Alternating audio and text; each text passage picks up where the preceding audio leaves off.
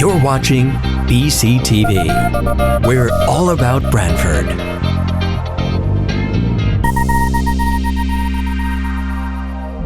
You're watching BCTV, Branford Government Television, a service of Branford Community Television. This program is brought to you in part through the support of the town of Branford.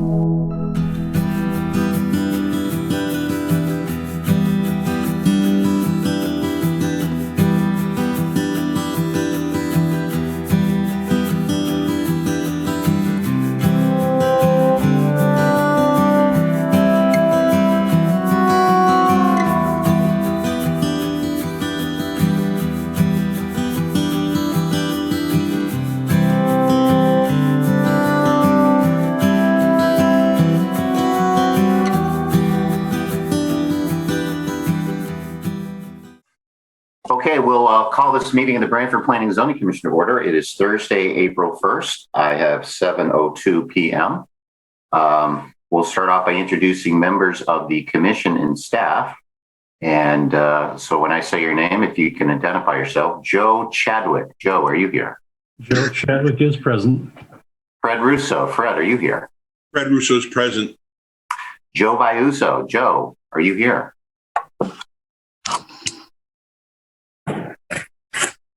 Joe, can we hear you? Don't believe he's muted, so. Joe, are you? I'm here. Okay, excellent. Marcy, are you here? Marcy Paluzzi? Marcy Paluzzi here. Excellent. Massimo Liguri. Massimo Liguri is here. Great. And I'm Chuck Anders, chair, and our staff this evening is our town planner, Harry Smith. Harry, you here? Present, thank you. Evan Brining, our assistant planner. Evan, are you here? Evan Brining here. And Michelle Martin. Michelle, our clerk and recording secretary, I believe, is also available. Yes, I'm here. Thank you, Chuck. Excellent. Okay. Before we begin, I'm going to ask Marcy to read notices of public hearings. I'm trying to find them. I might need some help tonight.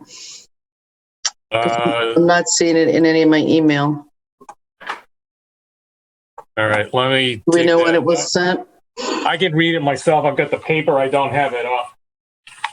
If you want me to do it instead, I have it right here. Yeah, I'm just not seeing it in the email. I'm sorry, unless it came in. It might have slipped by somewhere. Do you want me to just read the notice just to get it done? Yeah. Sure. Well, I want to. Yeah, that'd be great. Legal notice revised Town of Branford. The Planning and Zoning Commission of the Town of Branford hereby gives notice of public hearings to be held on Thursday, April 1st, 2021 at 7:00 p.m. by remote technology as authorized by Executive Orders 7B and 7I. To consider the applications listed below. Information regarding how to participate in the public hearings will be provided on the meeting agenda that will be posted on the town's website at least 24 hours prior to the meeting. 1. Application number 21-3.1, special exception for a drive-up ATM machine located at 1025-1091 West Main Street. Andrew Rainone, applicant, KIOP, Branford LLC, care of Kimco Realty owner. 2. Application number 21-3.3, special exception for dog grooming located at 650 Main Street. Lauren Lest, applicant, Thomas Violetti, owner. At said hearings, all persons will have the right to be heard. A copy of the application materials will be made available at least 24 hours ahead of the meeting at https://www.dropbox.com/home/planning %20%, 26%, 20 zoning under the folder for this particular meeting date. Written communication should be submitted via email to p-z@branford-ct.gov by noon of the day before the meeting for posting at the above Dropbox account associated with the town's website. Branford Planning and Zoning Commission, C. Andres, chairperson. Chuck Anders, chair. Thank you, Harry. We'll follow our normal format for public hearings. That is, the applicant will go first, make its presentation. Following the applicant's presentation, we turn it over to the commission and staff. Typically have a summary of a staff report, questions by commissions. At that point, we'll open up to the public. I'm going to ask Harry or Evan to go through the process of how to participate in the remote public hearing process. But when you do, you'll state your name and address for the record, make your comments. After the public is complete, we'll allow the applicant to respond to public comments, and we may or may not continue the public hearing depending on how it goes. With that, Harry or Evan, does one of you want to run through the process for reviewing how to participate in the Zoom public hearing? Evan Browning, Assistant Town Planner. If your computer has a microphone for two-way communication, then during a public hearing, if you wish to speak, press raise your hand in the participant window. Per the governor's executive order, if you speak, you will need to give your full name. If you do not wish to speak, you may type your comments into the chat feature. If you're dialing in by phone and you wish to speak, press *9 to raise your hand. And again, if you wish to speak, you need to give your name per the governor's executive order. Chuck Andrews, Chair. Thank you, Evan. Just so everyone knows, we've got a request to take things a little bit out of order. We have on the old business, we have Beacon Communities and Branford Housing Authority. This is following a remand from the Superior Court decision. There's some modification of the conditions and discussion and maybe approval of that. We'll take that up a second after, probably fairly quickly, after we do the item number 1, which I believe is going to be continued. So with that, we'll turn with our first item on the public hearing, which is John Pertofsky, Virginia Borgia, 8 Sawmill Road, special exception for grading. And this is an application that we've had opened and had a number of discussions. There was a drainage report, but I believe the opponents the neighbor wanted to review it further. So Mr. Is the applicant's representative here on that? Good evening, Chuck Mandel, agent for the applicant. Harry, I did send a letter for continuance. If you could just read that into the record, and then we could probably all get on with our lives here. Or next thing. Let me dig it out. Hang on one second. Okay.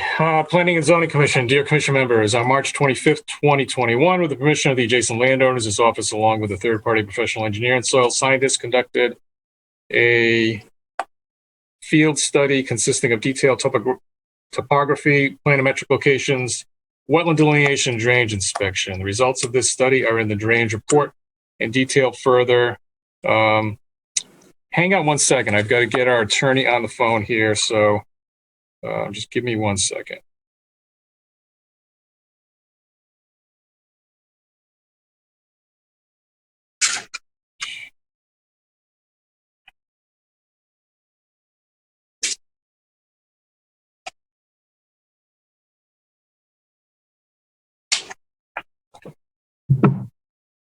Okay. I think I'll just repeat it. The results of this study are in the drainage report, detailed further by some additional mapping, which has been submitted. It was requested by the adjoiner's engineer to table the application to allow him time to review the results. Conversation with my client, he has agreed. Therefore, we respectfully request application number 20-12.2, 8 Sawmill Road be tabled. We'd have to continue the public hearing until our next regularly scheduled meeting. Best regards, Chuck Mandel, agent for the applicant. Thomas A. Stevens Associates, Inc. That's it. Okay. So then without objection, it sounds like we can continue this to our next meeting, which is our April 15th meeting. That would be my recommendation as staff, Harry Smith, Town Planner. Okay. And that's fine with you, right, Mr. Mendel? Yes, we wanted to give the adjoiner's engineer sufficient time to review our drainage report. That's we appreciate that, Mr. Mendel. Okay, so then item number 1 will be continued then to our April 15th meeting. Okay. Thank you. That brings us now, Harry, you mentioned that Danielle, our attorney, is she here? I see her. Danielle Berkery is here. Okay. So then we'll go out of order then to the second item for old business, which is Beacon Communities, Branford Housing Authority, 115 South Main Street. This was an application to modify the decision following a Superior Court decision. Just to my recollection of this, again, this is an application we had approved with conditions. There was some dispute about conditions, about the meaning of the conditions, and we reached a resolution, I think, on the majority of them, but there were two that we did not reach an agreement with. And so we had a Superior Court judge give us the judge's opinion.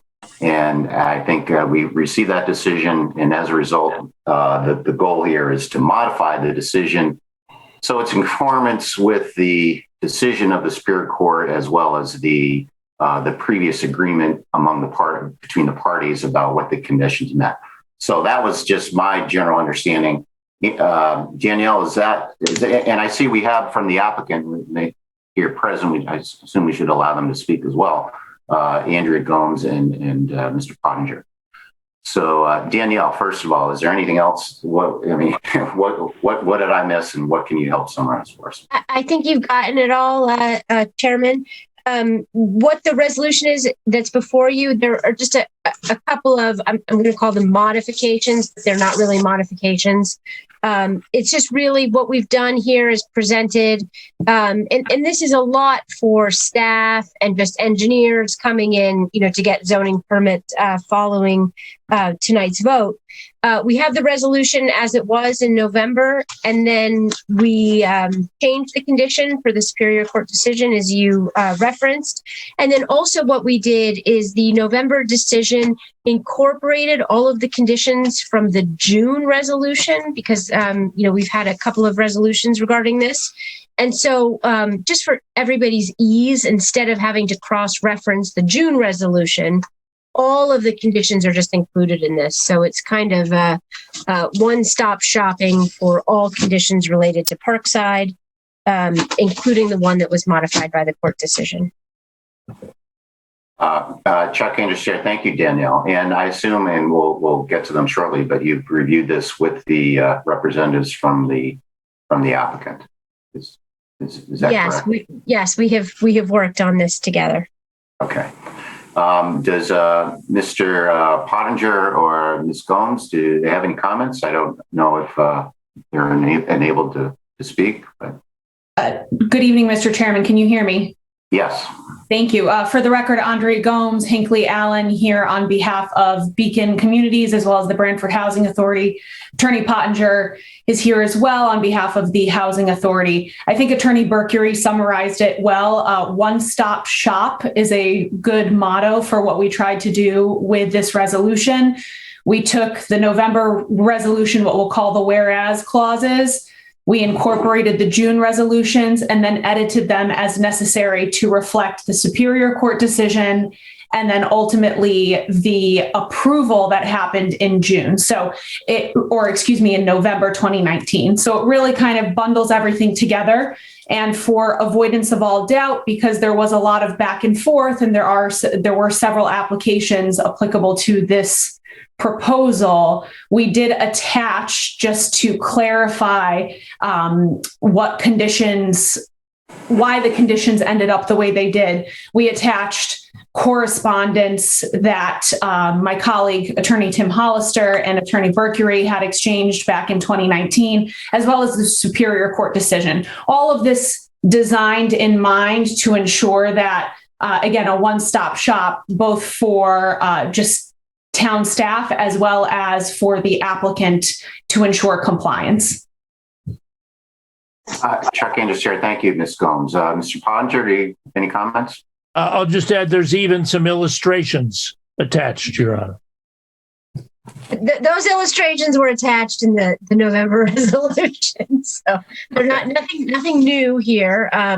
Really, just as Andrea said, we're just taking all of the conditions that were incorporated by reference, putting them in one document, attaching the plans that they referenced, so we know what the appropriate plans are, and then modifying it, the one condition for the Superior Court decision. Correct. Chuck Anderson, thank you. Agreed. Danielle, I noticed there were a couple of yellow highlights on a couple of pages. I don't know, was there a reason for that, or just want to? So Mr. Chairman, I can put it on the screen if you'd like. That would be helpful. Sure. Okay.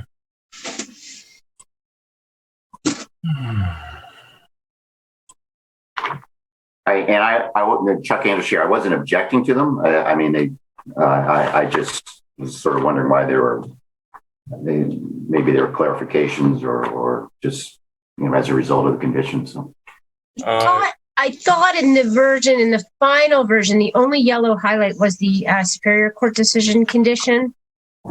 I think there is one more possibly I saw, which is... I wrote one on page 7. Yeah. If that one is there, hold on, I'm sure I know which one it is. I think it's 7 and 11 were the two. So that's the one on page. And that's an E. So, and this is true of, I think, 2 conditions from November, which modified conditions from June. And so what we did, to the extent that there were November conditions that modified the earlier June conditions, we just tacked that language directly on to the June conditions. And so you didn't have to say, oh, look here to go back to, condition 7E or whatever it is. And I thought, and this is probably an oversight and a lot of back and forths, I thought the only condition that was going to be highlighted was the court one. I see that the one on page 7 in lowercase e, that was just a condition from November, which modified a June condition. It's highlighted. It just shows you what it is. There might have been one other condition, which I think referred to the plans that was also sort of incorporated and is not highlighted, but our intention was just to highlight the one condition from the court, so folks could see, the court condition. I didn't. The only other one that was highlighted was on page 11. Was that the court one? That's correct. Yep. Okay. Yeah, and there was just a lot of, there was unfortunately for Andrea and myself, a lot of drafting going back and forth with the various conditions. And so I think that the highlight was probably for our own edification on the other condition. But that other highlighted language was language that the board approved in the November resolution to modify the June condition. And then this one, which is really the substance of why we're here tonight, is the court's modification of the decision.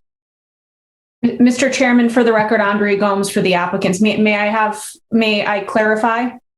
Certainly. Attorney Bercury's correct. The condition, I believe it's 5C on page 11 of the resolution that Mr. Smith has up on the screen right now. That was the replacement condition ordered by Judge Sicilian in the Superior Court decision. The condition that you were referring to, Mr. Chairman, or the highlighted portion of condition, I believe it's 2E on page 7, that was condition number 3 from the November 2019 resolution, or it was an amendment to that condition. So I believe Attorney Bercury, in a lot of back and forth drafting, she and I, we had highlighted just to show each other what we were incorporating into the prior conditions. So nothing new here. We also added, I believe it was conditions 2B as in Victor, as well as conditions 12 and 14. Again, those are conditions that were in the November resolution, but that was our effort to try and marry everything together into one document. Nothing new, though. I agree with Attorney Bercury's statement on that. We're just trying to put it all in one document so people didn't have to cross-reference earlier iterations of the resolution. And the same with the letters between myself, Attorney Hollister, which are also actually referenced. We just attached them. So in the zoning file, they're there for folks to reference as they go forward. Harry Smith, Town Planner, can I just clarify? So is the intent to append the letters to the resolution so that the commission's adopting the whole package? Or what is the intent? I think from my perspective, the intent was just to have those letters that are referenced in the resolution available, they're all part of the record, but just to have them readily available. Again, this is more for like staff and engineering, purposes, just so they're there. They're part of the record already, but not necessarily to attach them to the resolution per se. But just to have them, and Andrea can hop in if she feels differently. But it looks somewhat complicated, but our ultimate goal was to make it easier for future folks to be able to see what we were talking about at the time. Mr. Chairman, if I may, Andrea Gomes again for the applicants from Hinckley Allen. Mr. Smith, the intention on our part was to attach the letters from 2019 as well as the Superior Court decision. Reason being, again, all in an effort to make it a one-stop shop so that the applicant, it's easier for the applicant to ensure compliance as well as members of the public to understand what's going on and for town staff as well. The letters are referenced in the resolution, as is the Superior Court decision. And ultimately, as you may recall, the letters were back and forth between my colleague, Attorney Hollister, as well as Attorney Mercury, clarifying the intent of certain conditions of approval. Doesn't change the context, or the text of the actual conditions, but we thought because it was clarifying the intent or the scope of some of those conditions, we thought it important to append those letters as well as the decision to the resolution. But again, those are record items. We're trying to create a one-stop shop package. Okay. Do you want them attached as exhibits or something, or what? Again, Andrea Gomes from Hinckley Allen for the applicants, Mr. Chairman. I would suggest attaching them as exhibits. The illustration Attorney Pottinger was referring to earlier is actually one of the plans, which is also part of the record, and that was attached, I believe, in the November resolution as well as an exhibit. So we can simply attach the collection of the letters as well as the Superior Court decision as Exhibit B, as it might be. I think the illustration is Exhibit A, or excuse me, Sheet C107, I believe it is Exhibit A, and Exhibit B could be the letters, and the Superior Court decision would be the applicant's suggestion. Okay. Danielle, do you care one way or the other? I mean, I don't. They're all part of the record. Okay. So I really don't. Great. Okay. At this point, let's open it up. Any questions from commission members and staff about this?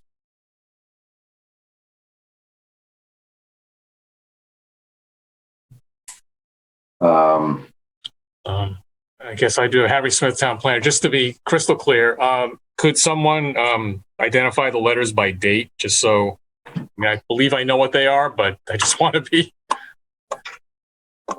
totally clear doing the right thing. And I can, so I have a June 21st, 2019 letter.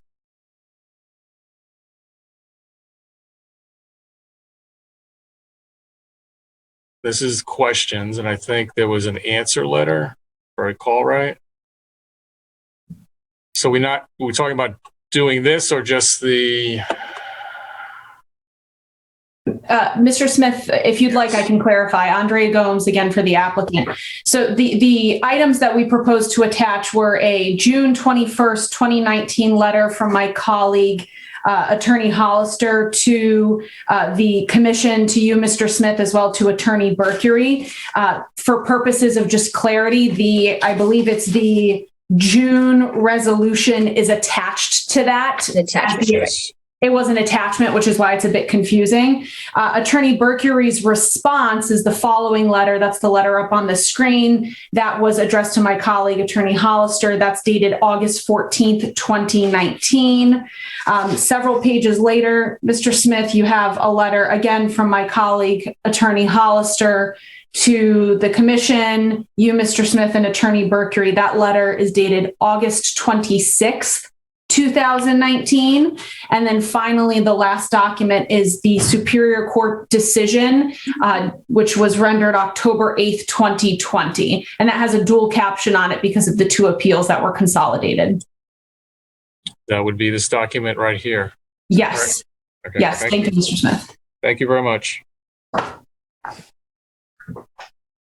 Chuck, as chair, any questions from commission members? I did review the resolution. It appeared, I have not, I know there were a ton of details, and I didn't pretend to go and compare it with the various versions, because frankly, that's why we got you guys, right? So, but it did appear to be comprehensive, and it did appear to be, retain the obvious, conditions that we were very concerned with.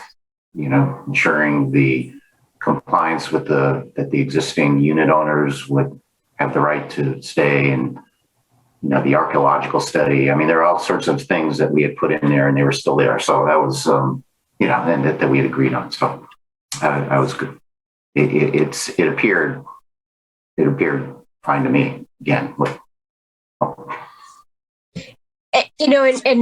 I can represent that I went through all of the June conditions. I went through the November conditions. I went through all the resolutions, and everything. All of the conditions are included in this resolution. Really, from all the iterations of the project, is modified by the final decision, and then as finally modified by the court decision. Okay, then. Any further questions or any comments from commission members? And then obviously we do have a court remand that is kind of, telling us what we need to do. but also it's good that we're cooperating. Making sure that it is thorough and have it in one place. I think it makes sense. So with that, my suggestion would be to entertain a motion to adopt the resolution that Harry had up, which also includes as Exhibit B the letters and decision that were earlier referenced as the modified resolution. With respect to the site plan application for this property. If someone wants to make that motion. Chuck, before you do that, I will remain recused on this, so it may. Okay. That's you get for the ballot. Chuck Anderson, Chair. Thank you, Joe. So Joe Chadwick has recused himself from this, as he has through the entire proceeding. So, thank you, Joe. So does someone besides Joe like to make that motion? Who's voting? The voting will be everyone, because it's Fred, Joe Vayuso, Marcy, Massimo, and myself.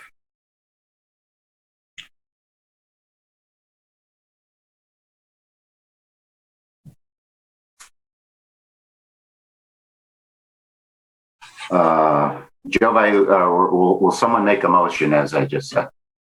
I mean, we can vote it down, but someone should make the motion. Okay. Make a motion to approve this resolution. Joe Vayuso. Okay. There's been a motion made by Joe, and is there a second?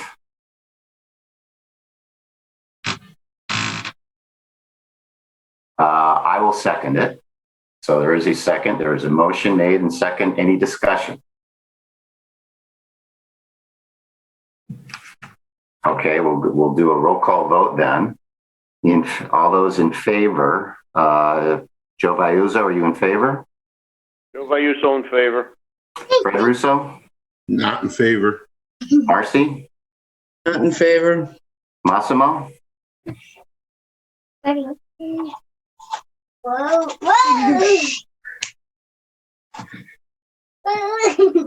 Is Massimo here? Massimo's not in favor. Well, I'm in favor. Well, what I suggest then, so that motion fails.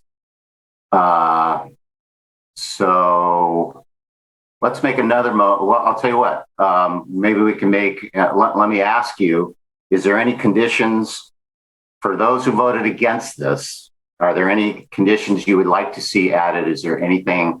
I understand, and everyone understands and is on record that I know Massimo, this is the first time you're voting, but Fred and Marcy, you voted against the application. I understand that. That vote and your vote against that is still on record. What we are up against right now is an order from a Superior Court judge that frankly orders us to approve the resolution with certain conditions, which we have done. Maybe there's something. If you voted, my point is that if you voted in favor of this, it is not that you're in favor of the project. It's because the Superior Court is ordering you to do so. And I don't want to recommend that we.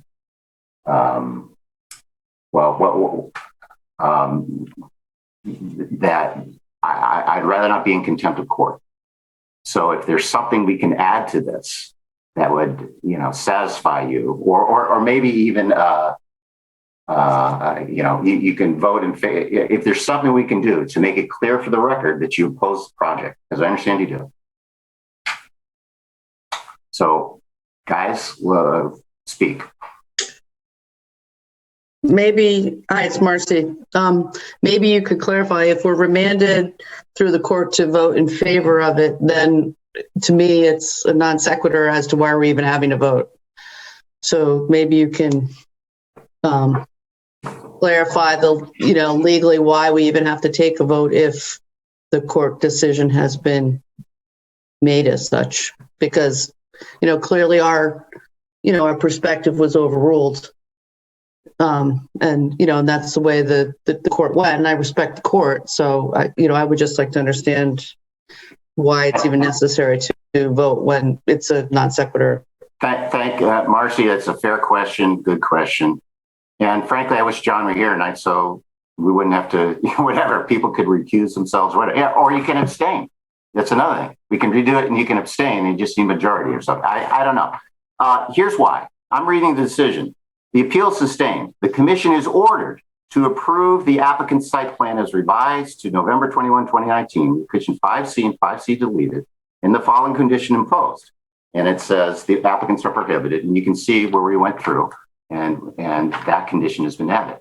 So frankly, this is what a judge has ordered you to do. And you say, why do we have to do it? Because they ordered it to do it. That's sort of how the system works. So I get it. And what I want to do is I want to obey the law. I want to do what the court has told us to do. We understand that we're being mandated to do this. There's no question about that. And I want to make it clear that you object to that. And I want to make that clear for the record. That said, I think it's still the right thing to do is to obey the law, to do what the court has ordered us to do. So that's why. So is there anything, does that help, Marcy? Is there anything that we could, and Massimo, where are you, Massimo? I'm here. Massimo, do you hear what I'm saying? I do, yes. Are you willing to change your vote with the reservation you don't want the project?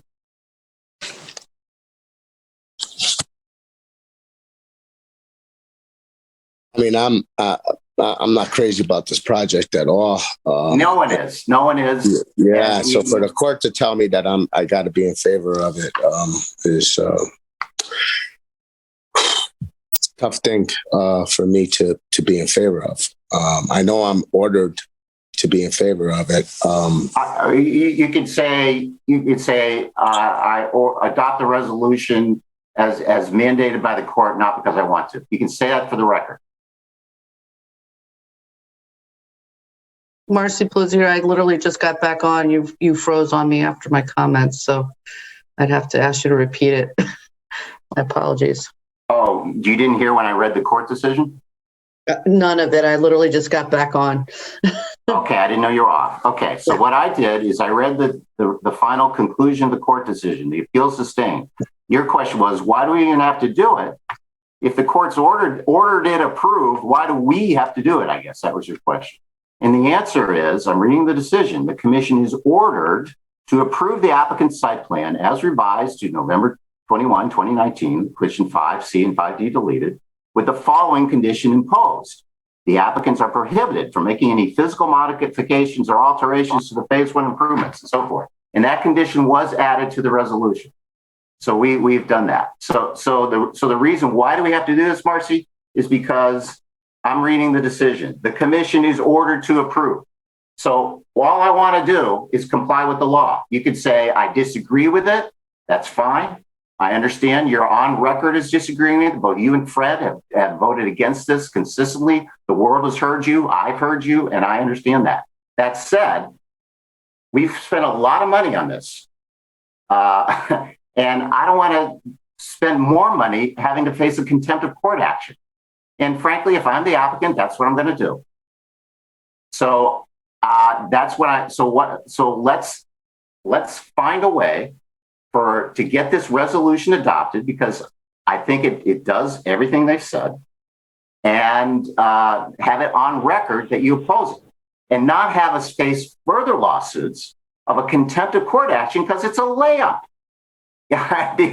They ordered to do it and we wouldn't do it. Okay. So let's not spend more money on this. Let's get it done and do it that way. Okay. So with that, I'm going to ask one of the people who voted against it to make a motion to reconsider. Because I can't, because I voted for it. Yes. Chuck, Fred Russo. Can it be voted in favor under protest? Sure. Absolutely. Absolutely. Good idea, Fred. Then I would vote it for it, but under protest. Okay. So, Fred, I'm considering you're making a motion to reconsider the earlier motion to approve, because only a person who, the person on the successful file can make a motion to reconsider. So, Fred, are you making a motion to reconsider the motion to approve the resolution with the attachments? Under protest. Are you making that motion? Yeah, under protest. Okay. Okay. Fred's making the motion to reconsider, and I understand it, and I'll second the motion. So now we're having a motion to reconsider, and now we're going to vote again. And if you're going to vote, yeah, I agree to the resolution, but I do it under protest, you can say that on the record. Okay. So let's go through the roll call again. Okay. So with that, let's, we'll start. Joe Viuzzo, are you in favor of the motion? Again, the motion to reconsider and approve the resolution. Joe Viuzzo approves, and I'm under protest as well. Okay, Joe Viuzzo approves under protest. Fred Russo. I approve it under protest. Fred approves under protest. Marcy. Marcy approves under protest. Massimo. Massimo approves under protest. And I'll also approve as well. So, okay, so the motion is approved and the resolution is adopted. Thank you, everyone. So, okay, so then that brings us back to our public hearings. And thank you, Danielle, and thank you, Attorney Podger. And thank you, Mr. Chairman. So thank you, Mr. Chairman. Yeah. Let's bring it, our agenda. I think we're on item number 2 for our public hearings, which is the 56 Stony Creek Road special exception for grading. And I think this is, we've opened it, and so we're just going to reopen and continue. Is that correct, Harry? Harry Smith, Town Planner. Yes, that's correct, Mr. Chairman. Okay. To the April 15th meeting. Okay, great. So we'll continue. Item number 2 will continue to our April 15th meeting. Brings item number 3, which is 132 Ivy Street, special exception vehicle delivery by Premier Realty Holdings. I think we opened that public hearing. Are we ready to continue with that? I'm looking for anyone who might be here to represent the application. And I am not seeing anyone yet.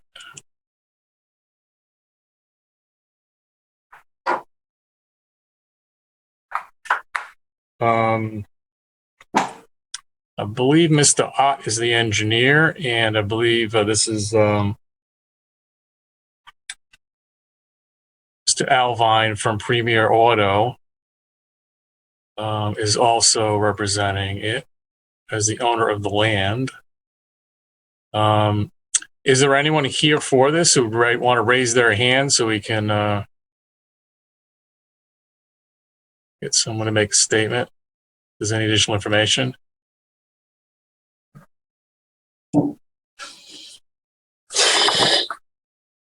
I don't see anyone. It's possible Mr. Ott, I know, is covering several bases, so it's possible he may be attending later in the meeting. So would you want to hop over this item to the next item? Sure, absolutely. We'll defer item number 3. We'll go to item number 4, which is the Cirrus Farm Brewery with the tasting room, 101 and 115 North Branford Road. Is the applicant here on that one? Mr. Preddy is here, and I made him a co-host so he can unmute himself and see. Good evening, everyone. Jim Preddy, Criscolo Engineering. This is a project at 101 and 115 North Branford Road, Cirrus Farm Brewery, that we presented last week.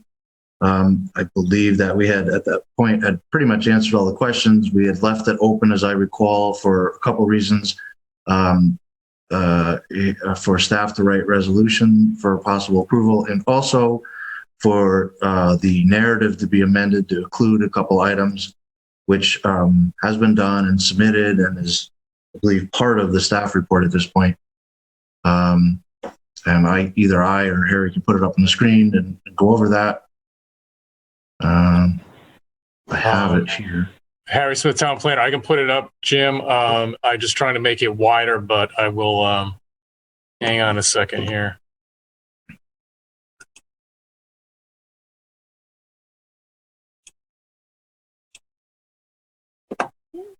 So I should be able to see this. That's actually the page too. Yep, I had it teed up for the page. It was changed, I believe. Jim Preddy again, Mr. Chairman. The question was, should they include some language about, events in the future, even though they don't have any intention for that now. And so this was written to that recommendation. Again, it pre-prepared food inside the building, food trucks. Generally speaking, we did indicate an area on the plan for food trucks. Again, while there's no plan for like corporate type events, they may at some point in the future host events. They limiting it to 100 people, and it'll only be held off the normal hours of the tasting room. And the event timing would be limited to what you see on the screen now. And the other item was music.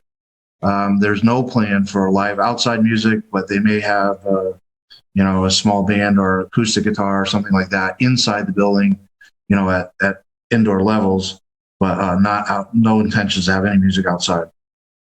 That was it. The only other things I noted on the staff report, Harry, there was a comment. One of the conditions of approval was DOT approval, which obviously we need. I have sent them plans. I don't expect anything to come out of that because we kept the curb cuts the same place the last project was approved. So I don't really expect much from them on that. The other thing was there's a mention of sugar maples on the street trees.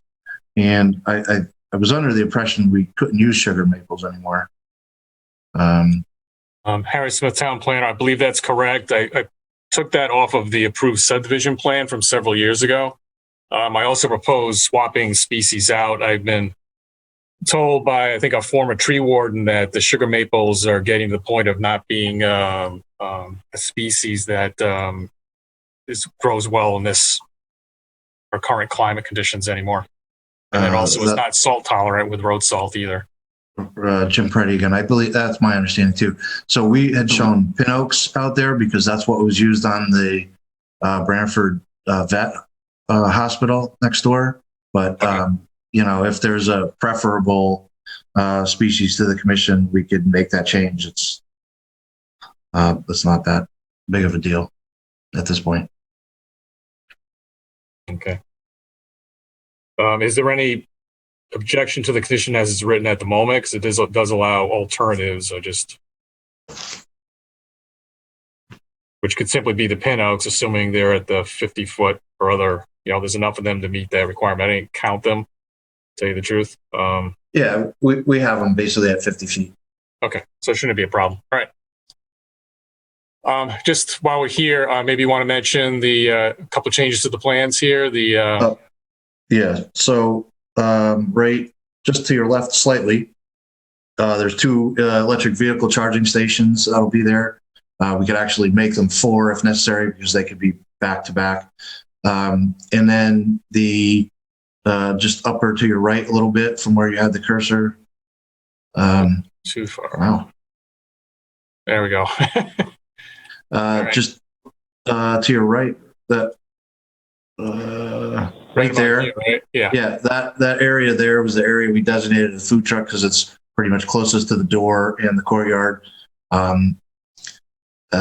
Just we designated an area so that they could actually kind of be moved back and forth and not occupy one spot every time.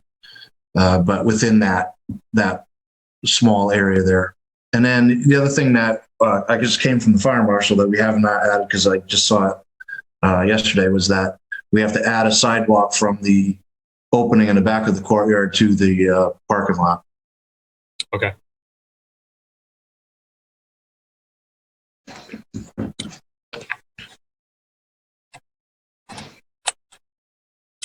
Thank you, Ms. Preddy. Anything else? Is that it? I believe that's it. Okay. Thank you. Chuck in his chair. Hey, Harry, do you want to review your staff report and recommendations? Yes, Harry Smith, town planner. Let's see. Just bigger. Hopefully everyone can read this. So I'm just proposing here a finding, which is just standard finding that the application testimony materials presented, based on all that, the proposed use of the property is consistent with the special exception criteria of section 9.8. These are fairly typical conditions. Prior to the start of construction, erosion control measures shall be installed to satisfaction of the ZO maintained throughout the project. Number 2 would be a number of items that would need to be completed prior to the issuance of a zoning permit or the authorization for the issuance of a building permit. So it'd be either items, changes to the site plan, or additional information. One would be, as was mentioned, excuse me, it's running out of control here.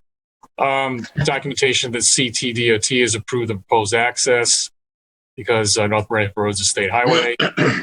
The addition of the location of any proposed signage and detailed information for any lighting of it. Cut sheets on proposed fixtures. There was a photometric plan, but we didn't get the cut sheets. So that would just be needed to document its compliance with the regulations. The addition of the sugar maples we discussed previously a couple minutes ago. Unless an alternative species and planting arrangement is approved by myself or the commission. So could certainly approve pin oaks at, the 50 feet, the 50-foot intervals. The next one would be based on a comment from the fire department that there'd be proper exiting, as was mentioned, the addition of a sidewalk from the courtyard to the parking area without having to go to the building. And then all these changes would be in 2 full-size plan sets submitted back to staff. Number 3 is a pretty standard condition about survival landscape meet an ongoing requirement of the approval. And number 4 was another standard lighting condition, that there be no additional lighting with a light source greater than 900 lumens, which is basically equivalent to a 100-watt bulb, without commission approval or staff approval as appropriate. Again, with the cut sheets to be a demonstration that all the fixtures at least meet the IES full cutoff definition. And then they would be mounted with fixed non-adjustable mounts, and the correlated cutoff temperature would be 3,000 degrees or less. And then 5 is another standard condition about dust control. I'm proposing condition 6, which was something that was included in the approvals for, I believe, Mariners Landing, and there's another application recently approved with this condition at the recommendation of the town engineer. He's with this particular development and the other one that's, Ivy Street that we may get back to later. There doesn't need to be such elaborate verbiage, in his opinion. So I would recommend that we keep this condition down to the word followed, and right on my cursor hand here, everything else down to final certificate of occupancy would be deleted. And after the word followed, we would add and or that of the engineer of record and or as stated on the approved plans, period. Report shall be provided to the town per section 6.9H of the zoning regulations, period. If there are discrepancies, the more comprehensive of the requirements or the combination thereof shall apply. So that would just cover the recommendation of the town engineer about making sure that the stormwater system is maintained and cleaned, and that reports are provided to the town as appropriate, and would cover all circumstances, whether the recommended cleaning requirements and schedule are from a manufacturer, the engineer of record on the application, or they're actually on the plans themselves. Does that make sense, Mr. Preddy? Jim Preddy again. Yeah, that's fine. We have a drainage system maintenance schedule on the plan that will pretty much do the same thing you've already mentioned. The only thing that's not in our schedule is the reporting. So that's fine. Okay. Thank you. And that is it. Chuck Anders, Chair. Thank you, Gary. Questions from commission members before we open up to the public?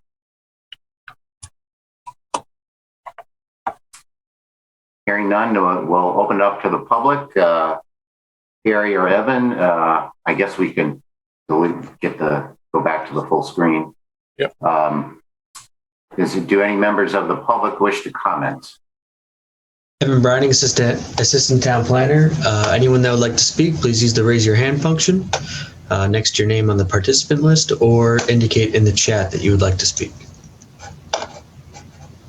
I'm going to make Mr. Murgy co-host. I believe you are the...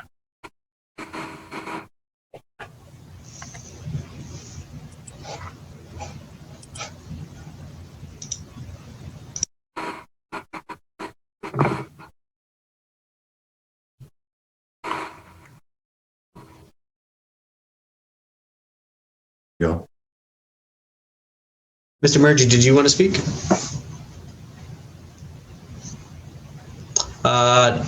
I believe there's nobody that would like to comment at this time. Okay. Okay, great. Any further comments from commission members or staff or the applicant?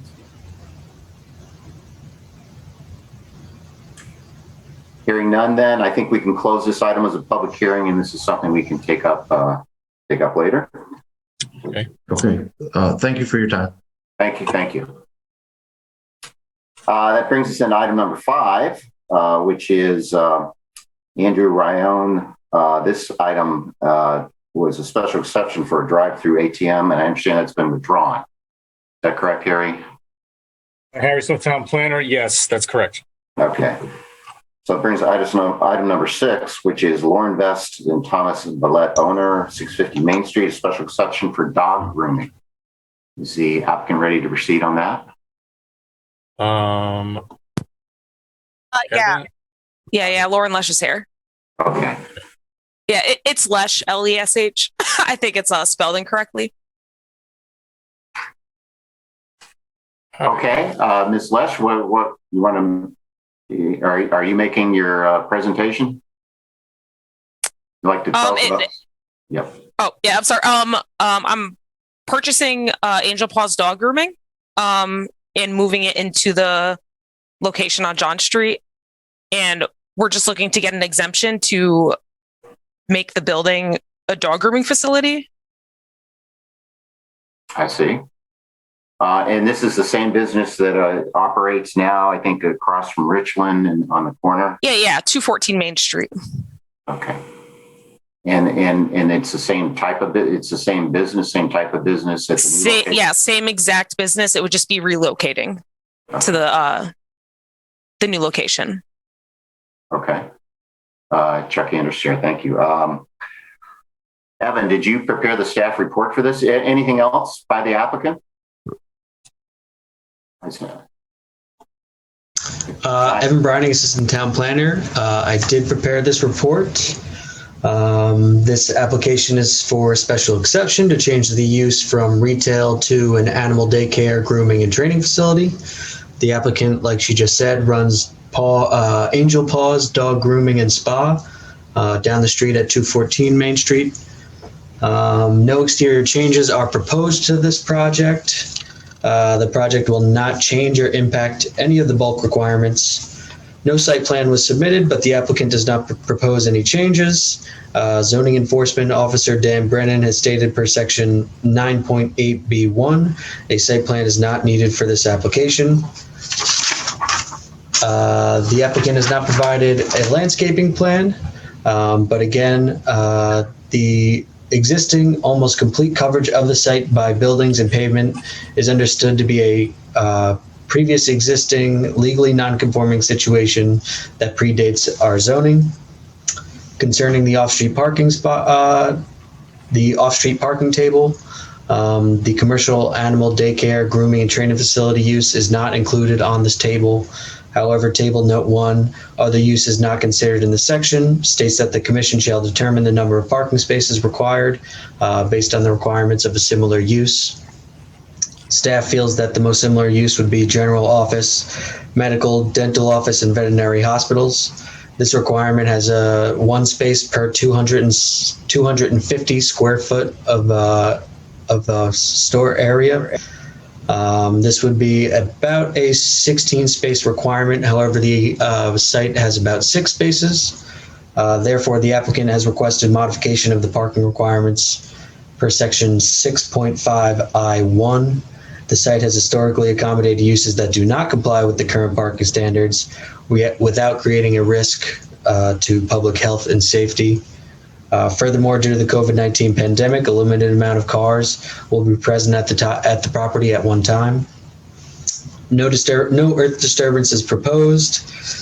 This application satisfies the special exception criteria of section 9.8F with the exception of the parking requirements.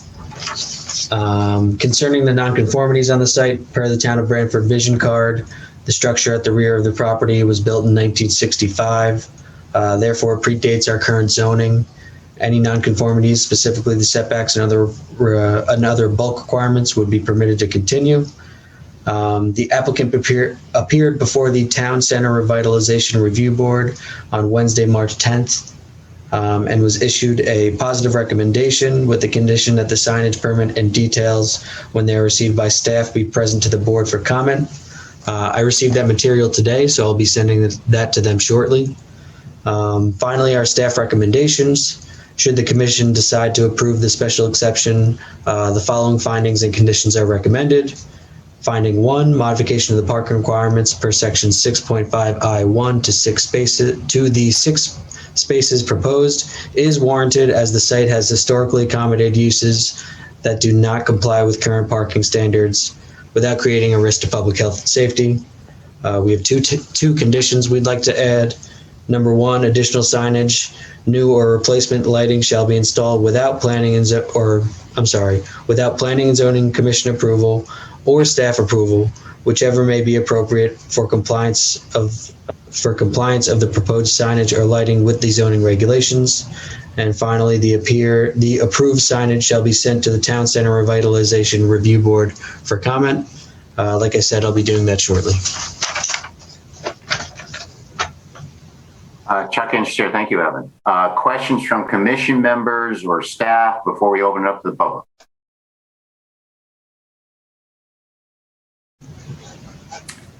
Hearing none, let's open up to the public. Evan, you see any member of the public wish to comment? Yes, anybody, Evan Browning, Assistant Town Planner. Anyone that would like to speak, please use the raise your hand function or indicate in the chat that you would like to speak.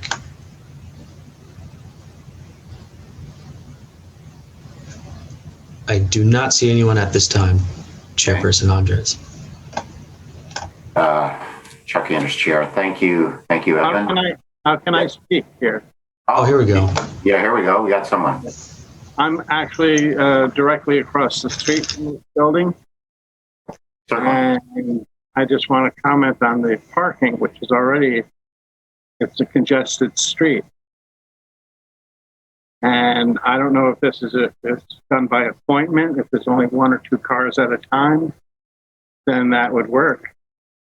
I wouldn't have any objection to that. I'm just very concerned about it because the doctor's office on the corner, there's parking in front of his place, and they also park in front of my house. And then there's parking. Napa was a nightmare for a while with all the parking and congestion on that street. And there's nobody else here, I guess, is a homeowner, property owner. And the others are all rental on John Street. And they have SUVs and pickup trucks. And there's a whole lot of cars there. And that's just a concern of mine. I've known that building since it was a firehouse years ago.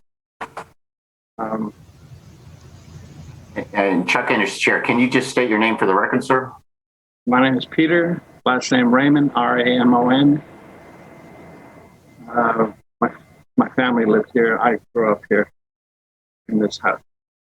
If I may? Thank you, Mr. Raymond. Yes, applicant, can you respond? That's a question about parking. Is it by appointment or how's it work? Hi, my name is Colleen. I'm the current owner of Angel Paws. Can you hear me? Yes. Okay. Colleen, what's your last name? I'm sorry. Hainsworth. Chuck Anders, Chair. Excuse me? Colleen Hainsworth. Thank you. As it stands right now, as we've always done business, it's a drop off and pickup service. So the dogs get dropped off between 8 a.m. and 9 a.m. and then they get picked up again around noon or 2 o'clock if we go back to the previous hours before COVID. So it's never more than 5 or 6 cars that come through and drop off the dog, and it's literally a 2-minute drop off and 2 minutes to pick up. So there's nobody lingering except staff. Fine with me. I just wanted someone here on this corner, on this street, and I'm on, the house with the hedge all around it. I can't guarantee that people are going to park in a smart way because we have a large lot now and they're not real geniuses, but we'll do it as best we can. Hope so. I mean, I have no other real objection. The last 2 businesses there didn't last more than a year, I think. We've been in business for going into our 13th year. I know. Yeah.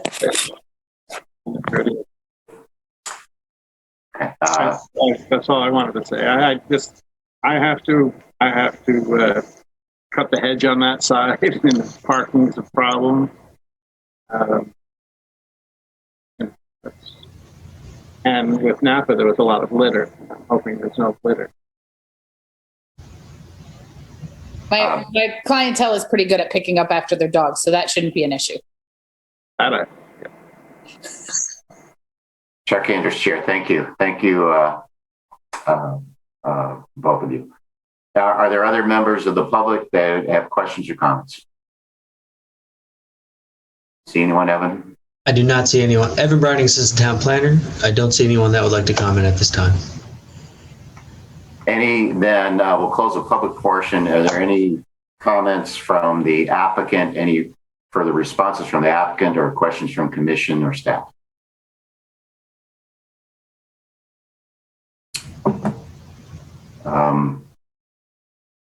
I don't hear anyone, so I think that's it. So then we can close this matter as a public hearing, and then we'll discuss this in a bit. Thank you. So then that brings us then to our minutes from March 18th. Mr. Chairman, Harry's the town planner. Have Mr. Ott in the meeting now, who is representing a 132 Ivy Street, if you want to go back to that item, that public. Oh, yes, absolutely. Thank you, Harry. Great. Let's go back, resurrect item number 3. That's Premier Realty Holdings, 132 Ivy Street, a special exception for the vehicle delivery facility. Is Mr. Ott here? I am, Mr. Chairman, and I apologize. I could not get into the meeting. I had to switch computers to do that. Certainly. So thank you for waiting. Certainly. So this is a continuation of the public hearing. So do you have additional comments, or? I don't think so. I think, unless the commission wants a brief overview again, we received the staff report from Harry Smith. I think there were 2 questions. One was about landscaping, and the other the other was about, if I recall, about accessible parking. I apologize. I don't have Harry's memo in front of me because I had to switch computers. I'm going by memory. Harry Smith, town planner. I can put it up if you would like me to do that, folks. Sure. Okay. Thank you.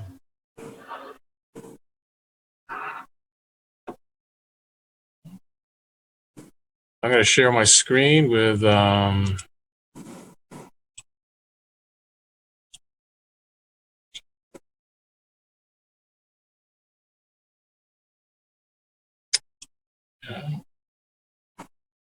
I'm not very good at Foxit, apparently. There, that's a little better.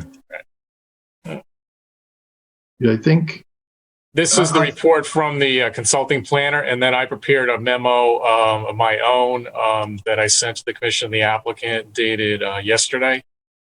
So, yeah, I think it was your memo, Harry, where you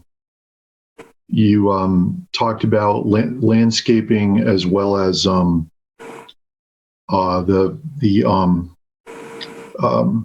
accessible parking,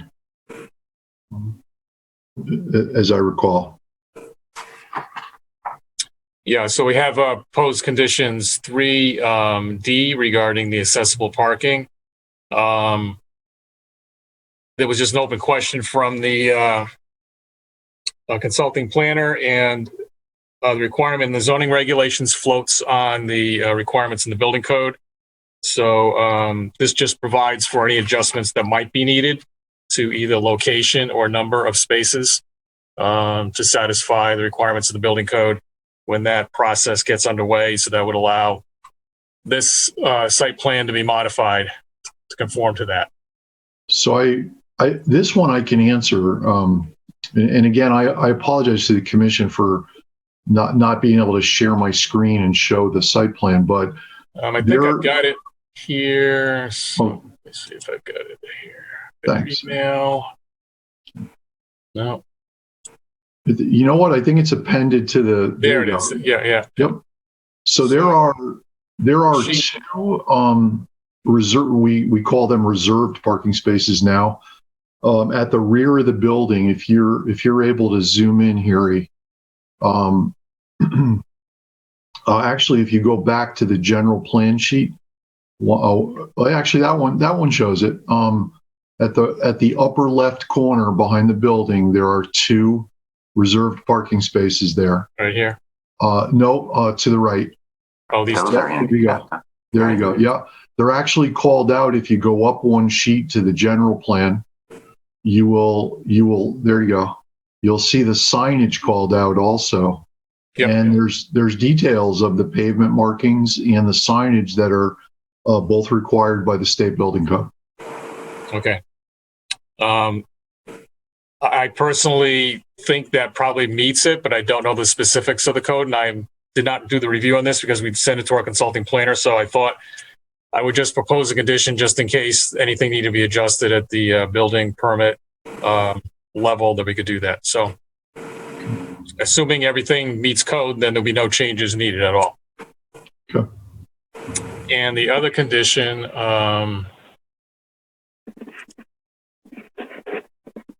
I think you mentioned was landscaping in the front yard, I believe.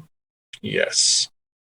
Well, landscaping in general, I'll go back to the plan in a second. But there seem to be several. I'm going to go to that landscaping plan itself, which I think is near the end of the set. Is that correct? It's the last sheet, Harry. Yes. Okay. Again, I did not do the review, but there is a requirement. I believe it's 40% of the perimeter of the building should be landscaped. There are trees here on the side. There is no landscaping proposed in the rear. I think what is proposed in the rear was subject of a wetlands approval. You'll see the radius here of the 100-foot upland review area, this tiny wetland off-site. There is basically a kind of a property with a lot of motor vehicles on it to the north. But those are the requirements of the regulations. Now there's, landscaping. I think some of this exists and some is proposed. Is that correct, Mike? If you zoom in a bit, Harry, I think there's 3 trees shown in the front yard, actually 4 along the frontage, 4 proposed trees. And there's also some shrub plantings to hide the building mechanical units in the front of the building along the streetscape. Okay. Yeah, there's 1, 2, 3, 4 proposed trees. And then you can see the shrub plantings at the upper right corner of the building around that right path. Here, yeah. Yep. So, there is landscaping proposed, and I think it addresses the spirit of what's intended by the regs, but it just doesn't conform to the letter of having 40% of the perimeter with all these shrub groups and combination shrubbing and trees along it, or really a planted side yard, rear yard buffer. I think the front landscaping is addressed. So if the commission wanted to, you could have a waiver. You could set this proposed set of conditions up to either require full compliance, or as an alternative to condition 3C, you could make a finding 2, subject to compliance conditions as below. The commission finds that applicant has demonstrated excellence in landscaping design per section 6.3 L2 and waives any required landscaping per section 6.3 not shown on the submitted plans. So if you took that finding, then you could remove condition 3C and renumber D and E accordingly. I can finish going through these. They're, again, similar to what was proposed for the application on North Branford Road, the brewery. And I would make a similar adjustment to condition 7. And I can read that out afterwards. But and maybe I should do that for the benefit of Mr. Ott, who's not in on a meeting. I talked about the condition in the other application. I did read your memo that we received yesterday, Harry. Okay, yeah, I proposed a verbal amendment to this based on a discussion with the town engineer. So I can go over that now if you like, Mr. Chairman, or... Yeah, go ahead, just so you can inform the applicant as to what's changing. Yeah. So with respect to this condition, I'm now proposing that retain the wording down to the word followed, including the word followed. And from where my hand cursor is, starting at the word and to the end of the very long sentence, delete all that wording and replace it with the words and or that of the engineer of record and or as stated on the approved plans, period. Report shall be provided to the town per section 6.9H of the zoning regulations, period. If there are discrepancies, the more comprehensive of the requirements or a combination thereof shall apply. So the idea being that either the manufacturer's recommended cleaning maintenance schedule, or something stated by the engineer of record, or something on the approved plans, or if there are more than one of those three things in the application, that they would be combined in the complete of all the two elements or three elements, whatever it is, would be what would be required to be complied with, and that the reporting would be provided to the town as required by the zoning regulations. Does that make sense? It does to me, I believe, yes. Okay. Okay. Any further comments, Harry? Questions? Or? I don't think so. I think these are conditions very similar to the last one that we discussed earlier. The brewery, dust control, lighting, right. Just need the cut sheets and so forth. Landscaping, survival. We talked about 2 full-size plants, cut sheets, location signage for any lighting proposed for it. And I did propose this condition, which would limit the activities to those listed on the statement of use. This is noted in the application materials as an automobile washing, lubricating, or detailing facility. That's the category in the zoning regulations. So the statement of use limits that to, I believe, occasional automobile washing, not the establishment of a car wash facility on this property, and does not propose, I believe, any servicing of motor vehicles, because that would require location approval, which is not being sought either with the property. That's correct. Yep. Okay, so this condition, any concerns with it? No, not at all. Okay. So there are the choices then, and I think that covers everything I needed to go over. Thank you. Thank you, Harry. I assume the applicant would prefer the alternative to 3C, so that on the landscaping issue. Yes, Mr. Chairman. Okay. Questions, comments from commission members? Not then we can open it up to the public, see if there's any public comment. Maybe we can go back to the full screen and see if any member of the public wishes to comment.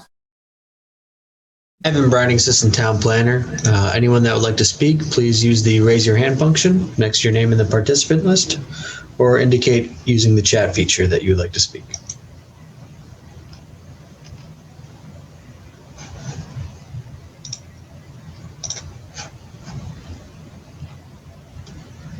I don't see anyone that would like to speak at this time. Okay, great. So any further questions, comments from the applicant or commission members or staff? Hearing none, then let's close this matter as a public hearing, and this is something I think we can take up a bit. Thank you. Thank you. Brings us then to our minutes. We have minutes from our March 18th meeting that were mailed out. If anyone's had a chance to review those, does someone want to make an appropriate motion? Chairman Joe Vayuso, move to approve the minutes. Motion to approve the March 18th minutes made by Joe Vayuso. Is there a second? Chadwick seconds. Second by Joe Chadwick. Any further discussion? All in favor? Joe Chadwick, are you in favor? Chadwick, yes. Who is voting? Is it Fred or Massimo? I guess Harry. I think Fred's I believe we're back to Fred. Okay. It's my memory. Fred, are you in favor? Oh, Fred's muted. Let me see if that's I have them. Okay. Fred was in favor. Great. Joe Vayuso? Vayuso approves. Marcy? I was not present at the last meeting, so I can't vote. Okay. Well, then Massimo, you are voting. You approve the minutes? I approve. Okay. And chair also approves. Okay. So the minutes are approved. So, correspondence? Mr. Chairman, we received the communication from Mr. Wayne Cook, which I have forwarded to the commission. I believe it has to do with rezoning of properties around exit 56. I can go over that if you like. I think I think we received it. He's, reflects what his concerns were expressed to the Plan of Conservation Development. And he would like to discuss the pros and cons and ask that the issue be brought forward. I think that's the substance of the letter, of the email. And my suggestion is coincidentally at our next meeting on April 15th, we have a public hearing scheduled for the deletion of the PDD and the rezoning to IG2, because right now you can't do anything up there, and at least that puts it back. So that's certainly an occasion for having a public hearing regarding the exit 56 area, and particularly Mr. Cook's property. So that would be an excellent opportunity for Mr. Cook to present some ideas. I think what we're looking at that public hearing is a phase one. There may be future phases, and certainly welcome to hear any views that you have and from him or other property owners or other interested members of the public at our next public hearing. So that was my reaction when I saw this one. Okay. I don't know if anyone else has any comments, but that's what I thought.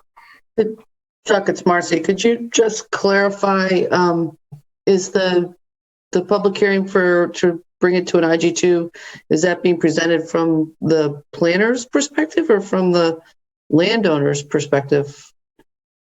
It is brought for, we discussed it, and I know you weren't here last time, Marcy, but we brought it up at the last meeting.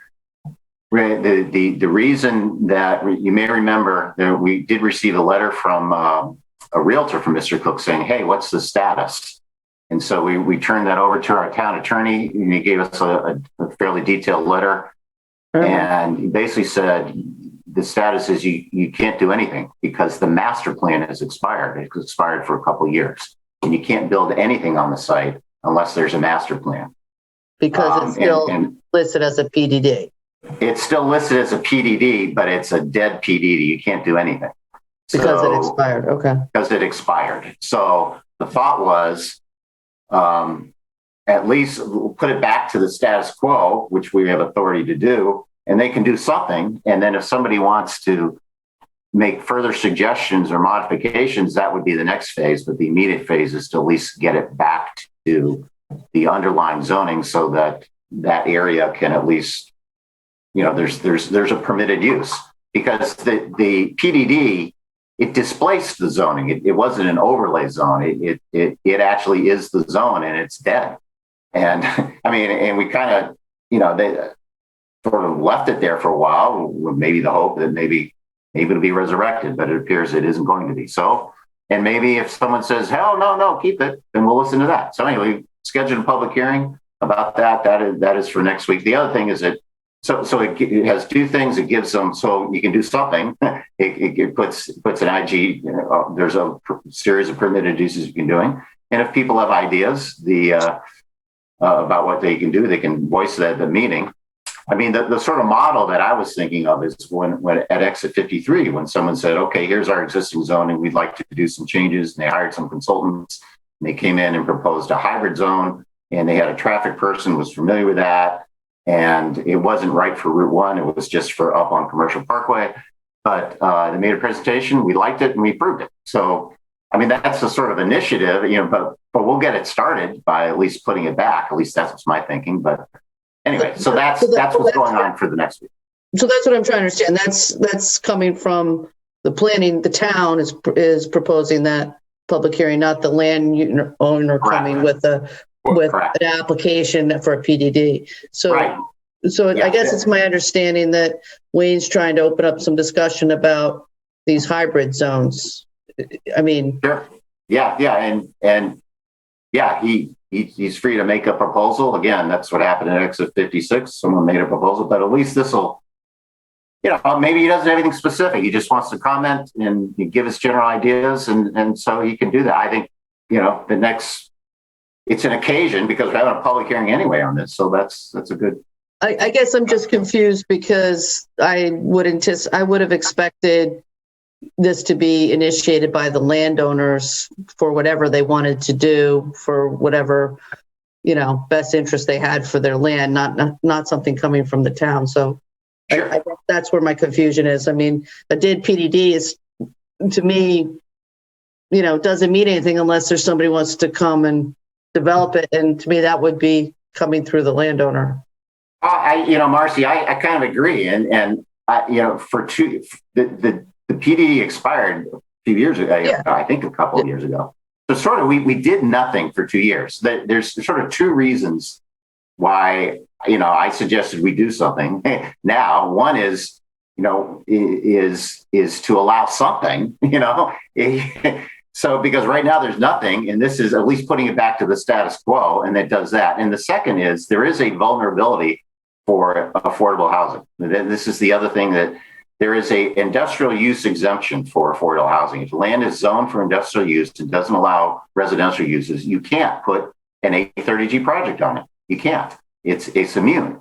And for a PDD though. You can. You can, because it's not zoned for industrial use.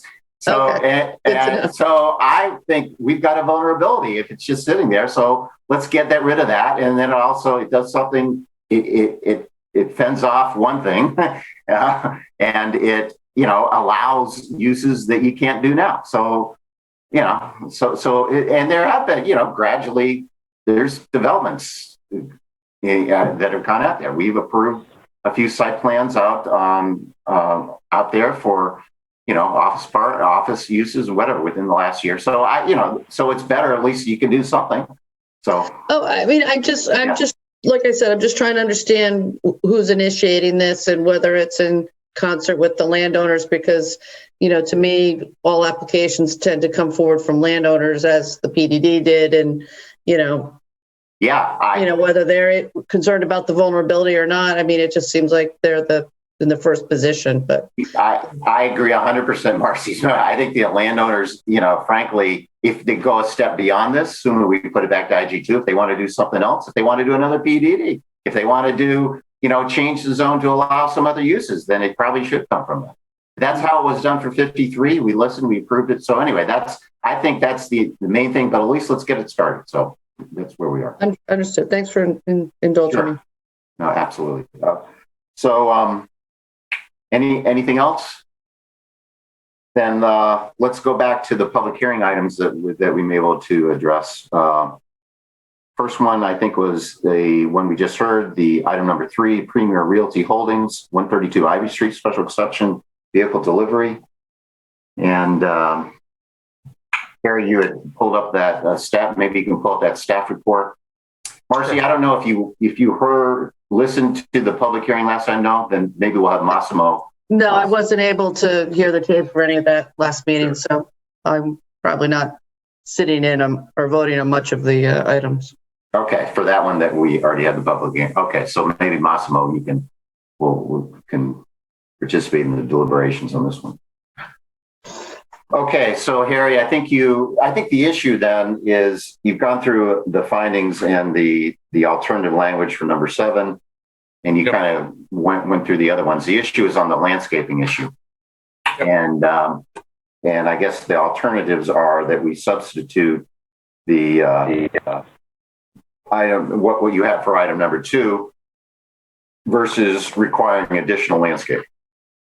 And it sounds like there is some new landscaping proposed, and it is filled out pretty good. It looks, but again, it's not full compliance. So what do commission members think?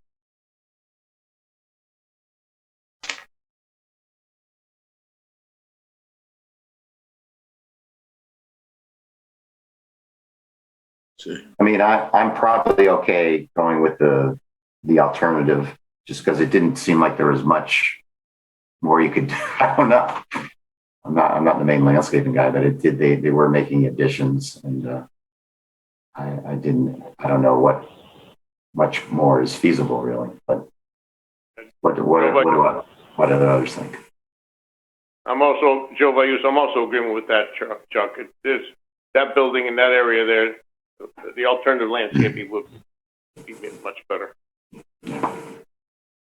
Thanks. Sure. That's Fred Russo. I also agree. Thanks, Fred.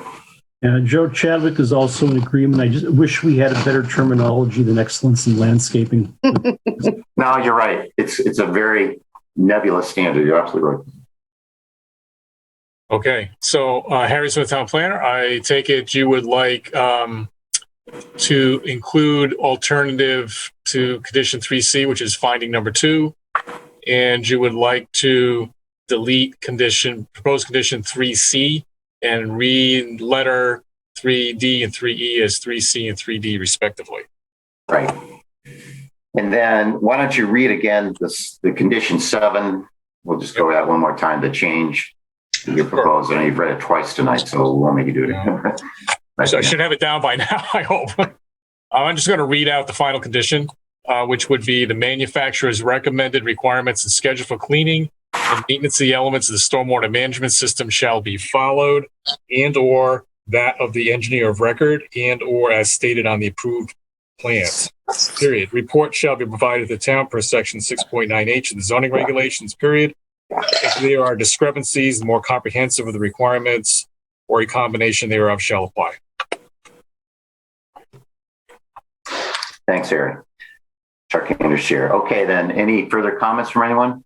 If not, does someone want to make a motion to approve this application by adopting the staff recommendation dated March 31, 2021 with the amendments that we've just discussed, which is the alternative to condition 3C and the change condition 7? Fred Russo, so moved. Motion by Fred. Is there a second? Massimo Ligori, seconds. Second by Massimo. Further discussion? All in favor? Joe Chadwick, are you in favor? Chadwick in the affirmative. Fred Russo? Fred Russo in favor. Joe Vayuso? Joe Vayuso approves. Massimo? Massimo Ligori in favor. And Chair is also in favor, so that application is approved. Brings us then to our next item, which is the Cirrus Farm Brewery. That's item number 4. And Harry, did you want to pull that one up? Sure. Harry Smith, Town Planner.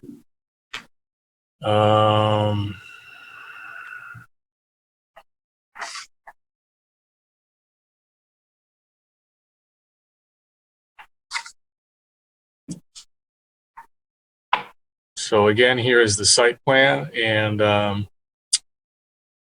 we have proposed a finding, number 1, conditions as described previously, 1, 2, 2A, B, C, D, E, and F, 3, 4, 5, and 6 as modified, which is going to be the identical wording I just read a couple minutes ago for the 132 Ivy application, which I'm happy to do again for a 4th time if you'd like me to. No, we don't need to. I think we heard it, right? Everyone agree? Okay, so there's, other than the condition 7, I think that's, there's no other changes. And they did provide a statement of use. Looks like they may have some music. It doesn't look like it's going to be loud music. It's nothing, no amplify. It doesn't sound like they were doing outside music, maybe inside. And they gave hours, so they, it was a little more detailed, so that's good. So we have a solid statement of use. Any other questions from anyone? Comments? Looks like a nice 7-0 brewer, sure. If not, then does someone want to make a motion to approve the application in accordance and adopt the staff recommendation with the findings and conditions set forth with the as amended, the condition number 6 as amended? Chadwick makes that motion. Motion made by Joe Chadwick. Is there a second? Fred Russo seconds it. Second by Fred. And Marcy, I assume this was last meeting, so you probably will not be voting on this one as well. So Okay, so second, all those in favor, Joe Chadwick, Chadwick is in favor. Fred Russo, Fred Russo is in favor. Joe Vayuso, Joe Vayuso in favor. Massimo, Massimo Ligori in favor. and Chair is also in favor. So that application is approved. Okay, so that brings us then to the dog grooming facility at 650 Main Street. That was item number 6, our public hearing. And I think, Evan, you had a staff resolution from that. It sounded like public raised the issue of possible parking problem. And it doesn't sound like the use, certainly I would think there would be less of a use than the Napa, which was there, which is more of an in and out, people going in and out. Seems like more limited. You know, you drop off in long periods till you come back. So probably seems okay. Any other thoughts by anyone? I don't think Joe Vayuso, I don't think that parking is a problem there. Like the applicant said, you know, most people, they drop off the dog and then picks it up. They don't stay there very long. Sure. Just pick up and then pick, you know, let off and pick up situation. Sure. Any other thoughts or comments by anyone? Marcy, I think you're on this one. Mm-hmm. I would just say there's no shopping. It's just drop off and pick up. Right. How long could that take? Okay. Then, Evan, do you want to pull up your staff report? Sure.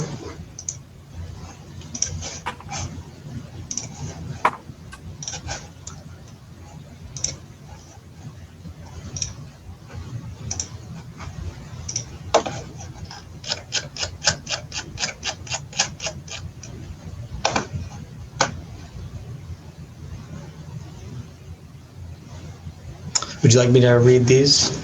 I think you may have gone over it during the hearing, but yeah, go ahead. Just quickly summarize them. Whatever. Sure. We have one finding: modification of the parking requirements per section 6.5I1 to 6 spaces proposed is warranted as the site is historically accommodated uses that do not comply with current parking standards without creating a risk to public health and safety.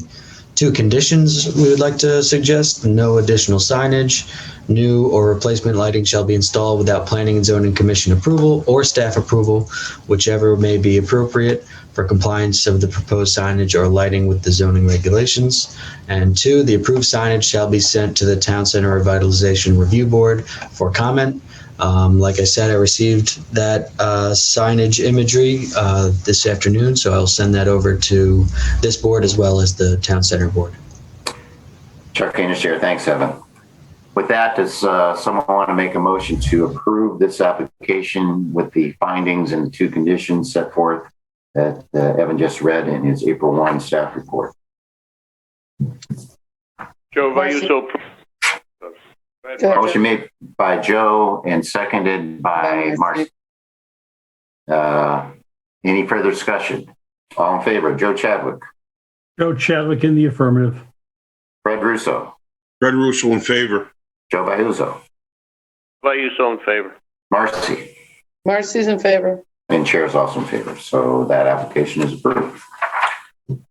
So how are we doing? Do you want to take a break at all? It's not that much more, is there? We got a little bit, but I'll tell you what, if we get to 9 o'clock and we're going, we'll take a break then. So let's go to item number 1 of old business, which is the Stony Creek Estates, 47 Gould Road, which has been around for a while. Gary, just bring us up to date on that. Harry Smith, Town Planner. We have now scheduled a public hearing for the 15th, which is the next meeting of the commission. We had been waiting for some recommended, a list of recommended additional information that we have now received through the town council's office. There is a special environmental attorney who worked on this in 2014, and her name is at the end of the report I've issued here. which is Ian Catino, Esquire of Halloran and Sage. And there also was another gentleman working on this, a Tim Carr, who's a licensed environmental professional. What I have provided here, I'm going to share my screen so we can walk you through it. Can everyone see this? I'll start at the top here. This is a memorandum from myself to the commission dated yesterday. And basically what I've done is just copy and paste in the contents of email I received from attorney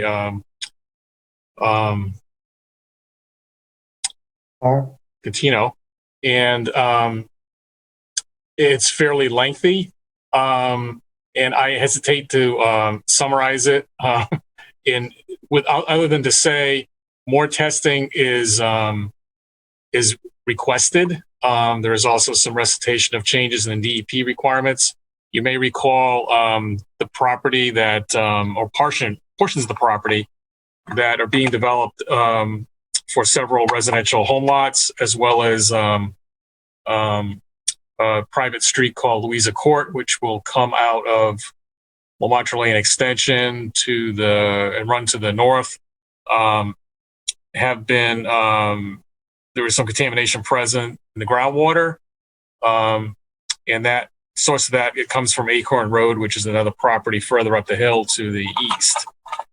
So there was an extensive series of requirements on the approval of this back in 2014. This goes back before my tenure with the town as town planner. And the upshot was a limitation on the construction of several of the detached single-family dwellings proposed for Louisa Court to on-slab construction because of the presence of contamination underneath where the units would be built.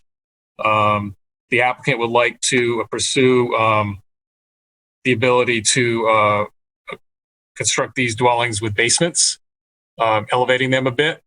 So there's a lot of technical issues and concerns to go through with how that would comport with the restrictions and requirements of the approval in 2014.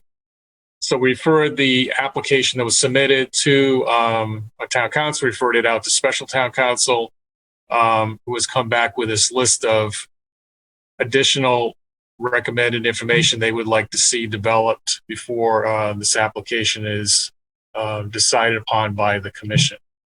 So there's a number of items here. I would just simply suggest that these are not standard requirements in the zoning regulations in terms of information typically provided. This is an unusual situation. The regulations do provide for this kind of situation. There is a section 9.6B4, which is entitled Request for Additional Documentation. It says the commission may, in accordance with the requirements of these regulations, the appendix of these regulations, require the submission of additional information as deemed necessary to make an informed review of the application. So I would suggest, since this is beyond certainly my expertise level, and that we've engaged the town council's office, appropriate professionals to come up with this list of recommended additional information, and the commission may want to consider adopting this as additional information they believe is necessary to review and decide upon the application. Everyone understand that? So I think, Harry, you're suggesting that we formally request that the applicant provide us the information that's suggested by the special counsel here. Yes. Okay.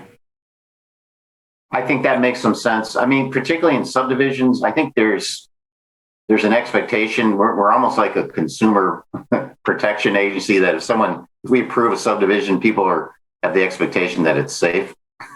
And, so if something bad could happen, they would say, hey, wait a minute, you approved it. So whatever. So I think it kind of makes some sense to make sure this is confirmed, at least to the best of our knowledge, that we're okay. So I'm okay with it. I don't know what do other people think.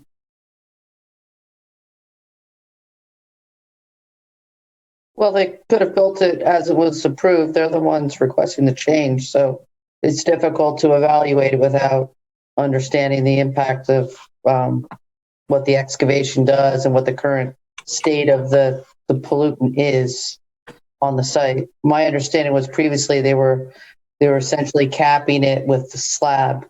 I don't know if there's anything that, is it a gas? Could it, come in through the basement?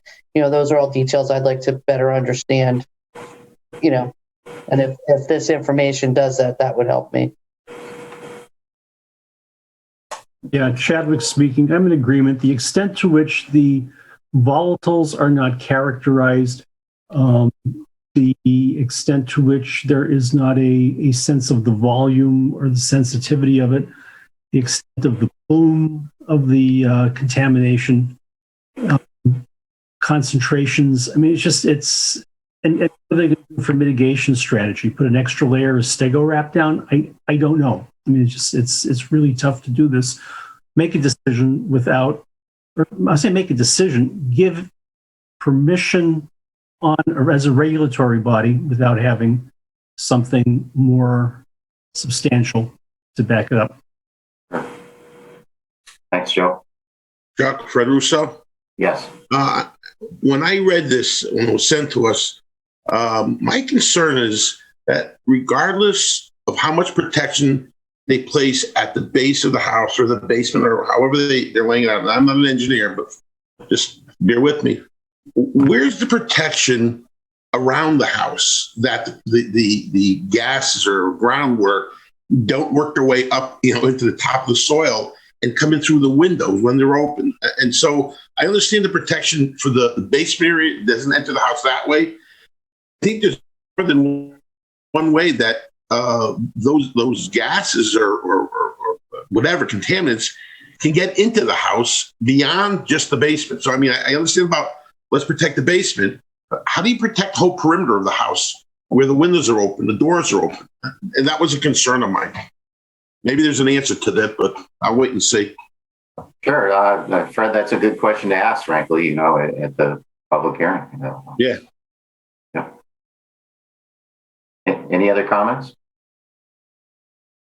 Not that, does someone want to make a motion that we request the applicant to provide the information suggested by our special counsel here, the environmental information requested in this email prior to the public hearing? Fred Russo, so moved. Motion made by Fred. Is there a second? Chadwick seconds. Second by Joe Chadwick. Further discussion? All in favor? Point of clarification, just I'm almost positive, my limited knowledge, they will not be able to produce the information by the 15th of April. So I think they want to come in and at least discuss that, but at least you can go on a record saying that is information you believe is necessary. Okay, so we can amend the motion to say produce the information prior to the conclusion of the public hearing. I mean, yeah. Okay. So we'll probably keep the public hearing open if they haven't gotten there. Okay, is that okay with everyone? Yes. Okay. Yes. Okay, so then all in favor then, Joe Chadwick in favor? Chadwick in the affirmative. Fred Russo? Fred Russo in favor. Joe Vayuso? Joe Vayuso in favor. Marcy? Marcy's in favor. Okay. So then that's item number one. Item number two, we took care of. Item number three is Emil Penner. This is the special exception for the restaurant cafe. I think we got to table that because it's contingent upon changes in the regulations. So we'll table item number three. Item number four, 48 Leeds Island Road, David Peck applicant, special exception site plan. Are we ready to proceed on that? This is a site plan modification. Harry Smith, town planner. I am looking to see if someone representing the applicant is here. I don't know. Evan, do you see anybody that you recognize in terms of a name? No, I don't. I'm going to call the applicant now, if that's okay. Okay. Okay. Why don't you do that? In the meantime, we'll move on. For item number 5, that's a public hearing scheduled for the 15th. Also in wetlands, right? Correct. Item number 6, also scheduled for the 15th, an accessory apartment. And item number 7, also scheduled for the 15th. Is that correct?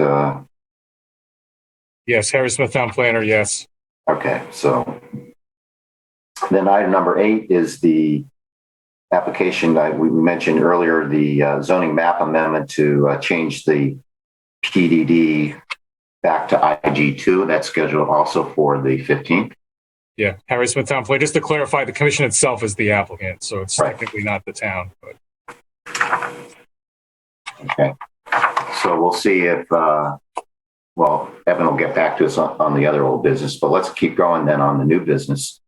Item number 1, correction of error in the zoning regulation document.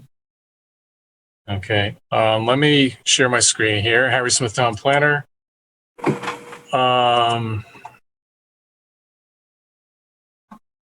Can everyone see this memorandum dated the 25th of March? Yes. It came to my attention there were 2 errors on page 53 of the text of the regulations. This is in the table of uses. You may recall when this zone was adopted, to create the zone, we also created a category, and maybe I should sort of scroll down just to show you, because I think attached here is an excerpt from both the current regulations and a proposed fix, if you will. So this is an excerpt from the current regulations, page 53. There are 2 boxes here. We're pretty familiar with the boxes with Zoom. You got this is the limited business hybrid zone that was adopted off of Route 1, not on Route 1. And these are the uses that were proposed, with the exception of when I checked back into the actual approval document that was voted on by the commission and filed with the town clerk's office. There were 2 uses that should have been labeled special exception. One is assembly, manufacturing, and processing right here. And the other one is warehousing and wholesale business, not retail, right here.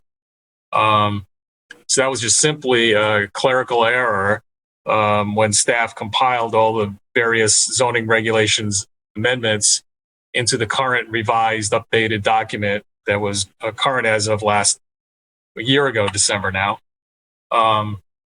So this is the actual approval. What happens after the commission votes on the application to change the regulation, to change the map. State law requires us to file a copy of the approved map amendment or regulation with the town clerk. So this was, you'll notice it was stamped and received by the town clerk. It's like December 2019. So in this one, this is the actual wording that was proposed in the application itself. The bulk standards, text of it, and then changes to the table of uses. So if you go down to, again, the only difference here is there was an error on their part. These every section restart with the numbering, but ignoring that for a second, we'll go down to the end here.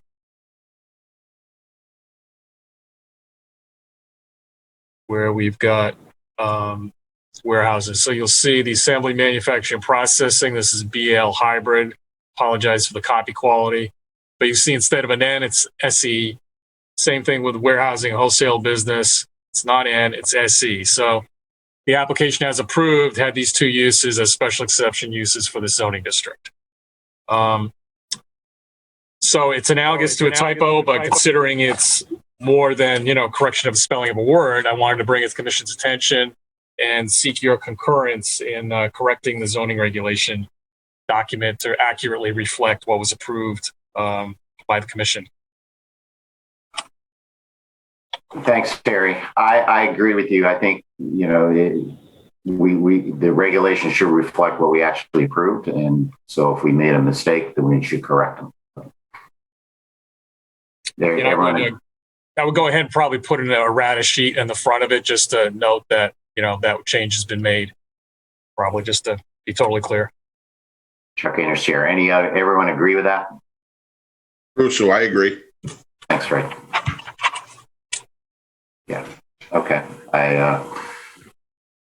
Okay, so we can go ahead with that one. Thank you. Then we've got item number, is Evan back, by the way? Did we hear from? Evan Brining, Assistant Town Planner. I was not able to reach the applicant. I left a voicemail and sent an email, but no response. Okay, as far as you know, he was aware that it was on the agenda for this evening? Correct. Well, we can table it, I guess.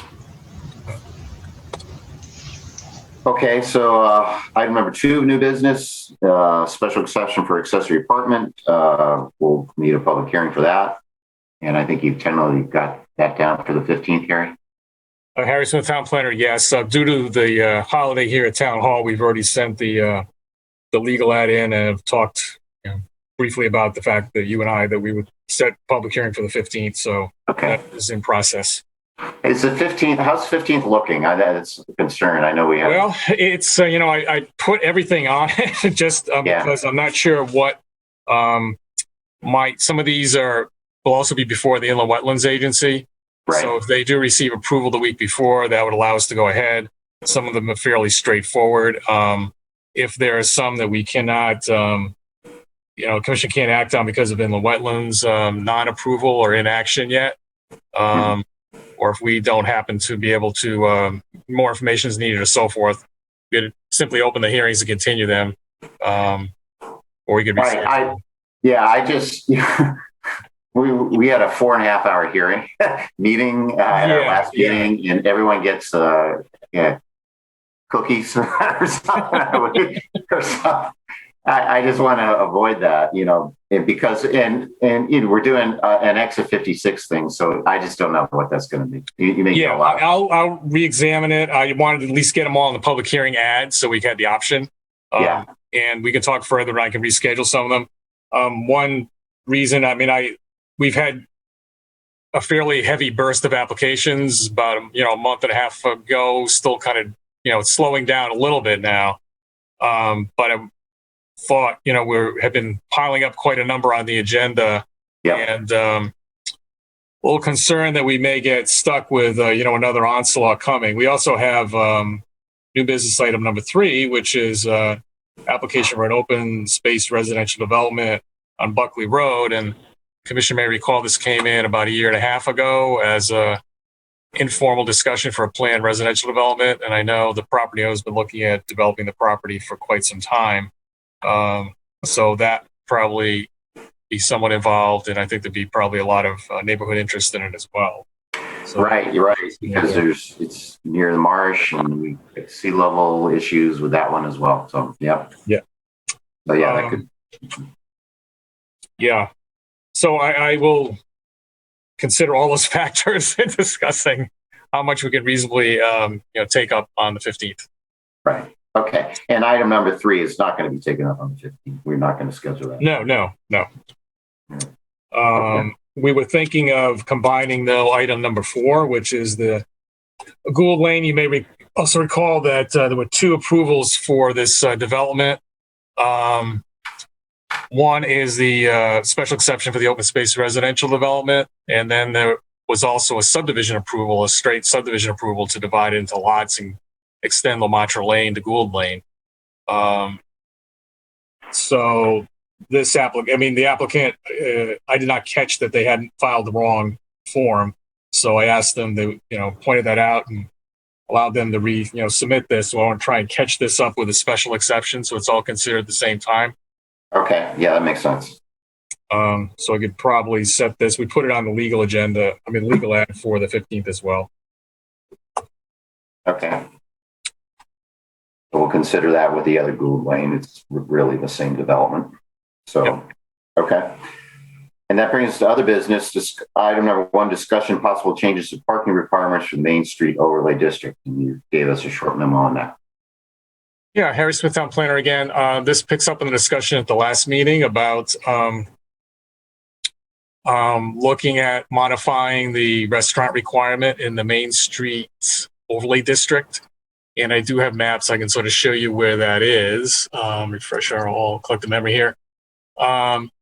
Starts on Main Street.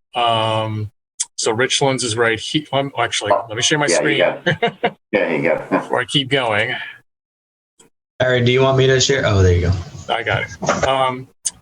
So everyone should be able to see this copy of this. I think it's off the GIS base map that we used to get the properties that would be included in the Main Streets overlay district. So here's the Richlands Plaza. Going down, P&M Deli is here. There's the gas station.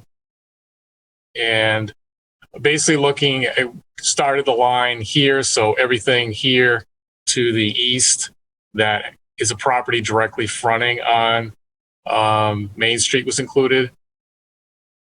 So I'm going to have to shrink this a little. There we go.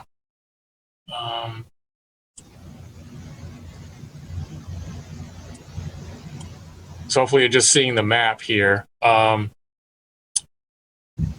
So again, going further to the east, the library property, again, everything directly fronting the old theater building, that vacant bank on the corner of Eads and South Main, then going up strictly along Main Street on the north side.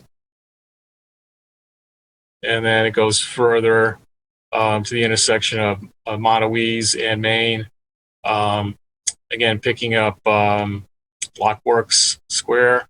I believe GZen and there's a medical building, I believe, right here on the corner.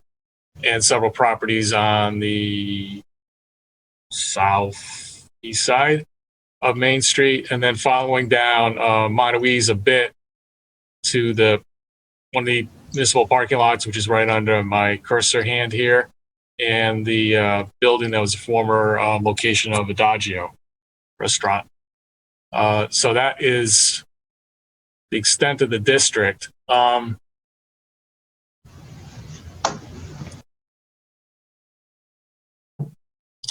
going back, we talked about trying to further reduce in some way the parking requirements for restaurants. When the district was created, the parking requirements for retail would drop down to 0, and the parking requirements for restaurant would drop down to 75%. Options include some kind of straight further reduction of parking for restaurants from 75 to some number. Could be 0 or any number in between 0 and 75. Another option would be to look at only doing it for properties within 500 feet of a municipal parking lot. Again, dropping it to some percentage of what's normally required. One possibility could be a 25%. I just picked this out of the blue, but tried to, with some thinking that most existing buildings could qualify for consideration under this section of the zoning regulations due to historic usage of the buildings themselves. So that would allow some buildings that don't have any parking, that have had retail uses in them, for example, which theoretically demand, X number of parking spaces. So that would be probably somewhat commensurate with 25% of the restaurant requirement, depending on how intensive a restaurant somebody wanted to propose. Any or all of this could be possible. I'm just sort of thinking on paper here. So this is the section 6.5I, just so commissions has that in front of them.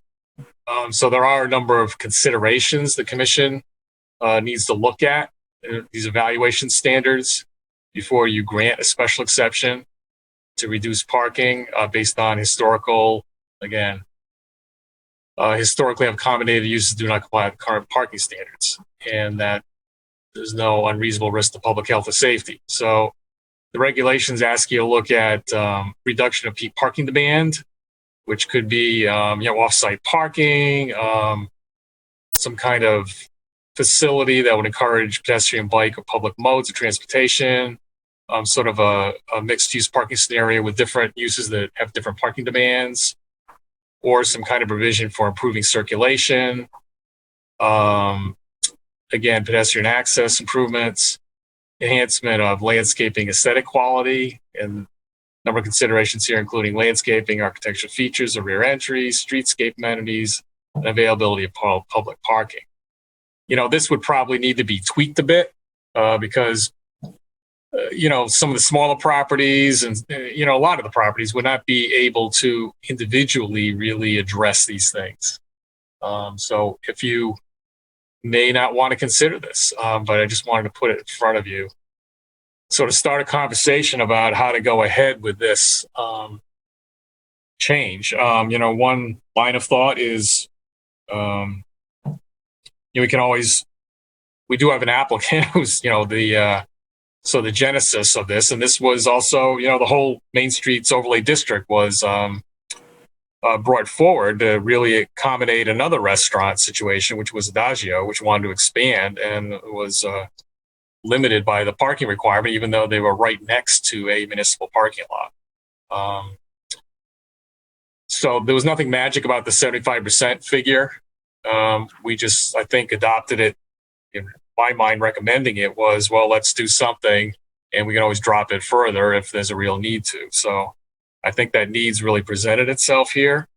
And the question is, how to do it. And I'm looking for direction. So. There are just a couple of questions. One on the existing regulation that we have. Why would that, for example, the present applicant that we have, or Adagio, is it fair to say that regulation 6.5I wouldn't allow the reduction? It's not enough to allow that to go forward. Is that correct? I don't know. I think you might be stretching the envelope. Again, you've got these criteria. So right. I think the current applicant who's come in has basically a property that's almost completely covered by a building. They are on two sides surrounded by an access driveway to a larger private parking lot behind them, which is owned by a property on the other side of this alleyway further down the hill. And there's no real possibility of providing any parking. So there is the lot on, and I do have a map that we put together just to show public parking spaces, which might be helpful.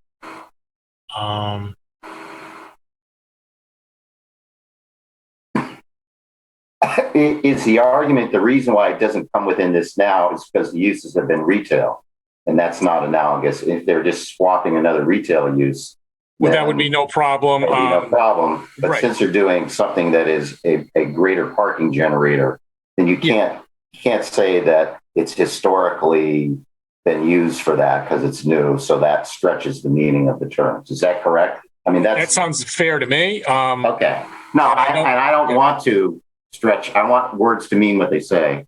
Right. And if we need to adopt it, but first, why create new regulations if the existing ones can address the issue? And I guess the answer is the existing ones don't address the issue because unless you contort them, which I'd rather not do. I don't want to make this another excellence in landscaping design. There is some thinking behind Harry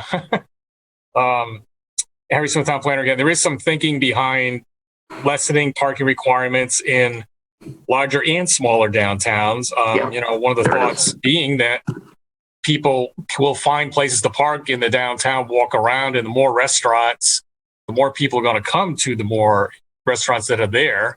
And they're frankly going to come and know, well, there's 5 restaurants to choose from, and they drive to Branford Town Center. And once they get here, they may walk around and think about where they want to eat.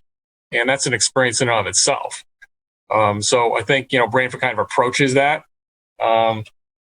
So people do find places to park and walk around. So you necessarily need parking right on the property or right proximate, to the restaurant site in a location like Branford Town Center.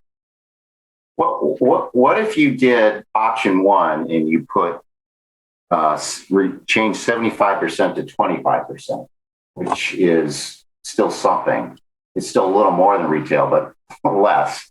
With that, and you also included the requirement that properties with existing off-street parking can't have to maintain that, because that's the danger, I think, in relaxing things. Oh, I'm just going to eliminate parking, which we don't want that done. Would that be able to accommodate a restaurant at this use?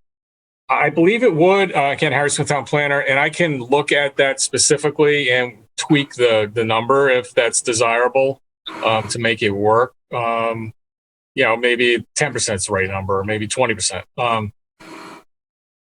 It would. I think that's reasonable and provides a way to make it all work out for the applicant and sort of balance things out. Massimo Ligori, is it okay if I say something about this? Sure. Massimo, do you have do you own something nearby? I'm in the process of owning the building right next door with the private parking lot. Okay. I don't think they even 10% would help them because I don't think they have one parking spot. The building is just right on. It's a postage stamp. There's no parking there. But I would say that I would love to see an adjustment made for that purpose. I think that restaurants in the town of Branford are, struggled a lot over the last year. I think that they provide a real nice accommodation for the guests that visit our town. I think that, what we have to be careful about what restaurants are the delivery trucks, the food trucks that pull in, like where do they go to drop off the food? How do they get, some of those trucks that deliver food are big. But as far as the businesses, I've seen people go into hair salons with no parking lots, or other retail stores that they spend quite a bit of time in. More than an hour or so, or 2 hours. And the parking seems to be fine. That particular building that they want to put this restaurant in, there's a municipal parking right across the street. That's beautiful. That there's, every time I look over there, there are some spots available. It doesn't seem cluttered at the moment. So I don't know if 10% would help this particular building. It would have to be 0%, right, Harry? Correct me if I'm wrong. Yeah, Harry Smith, town planner, you would get down to 0. And the way you get there is you'd get down 90% with the break.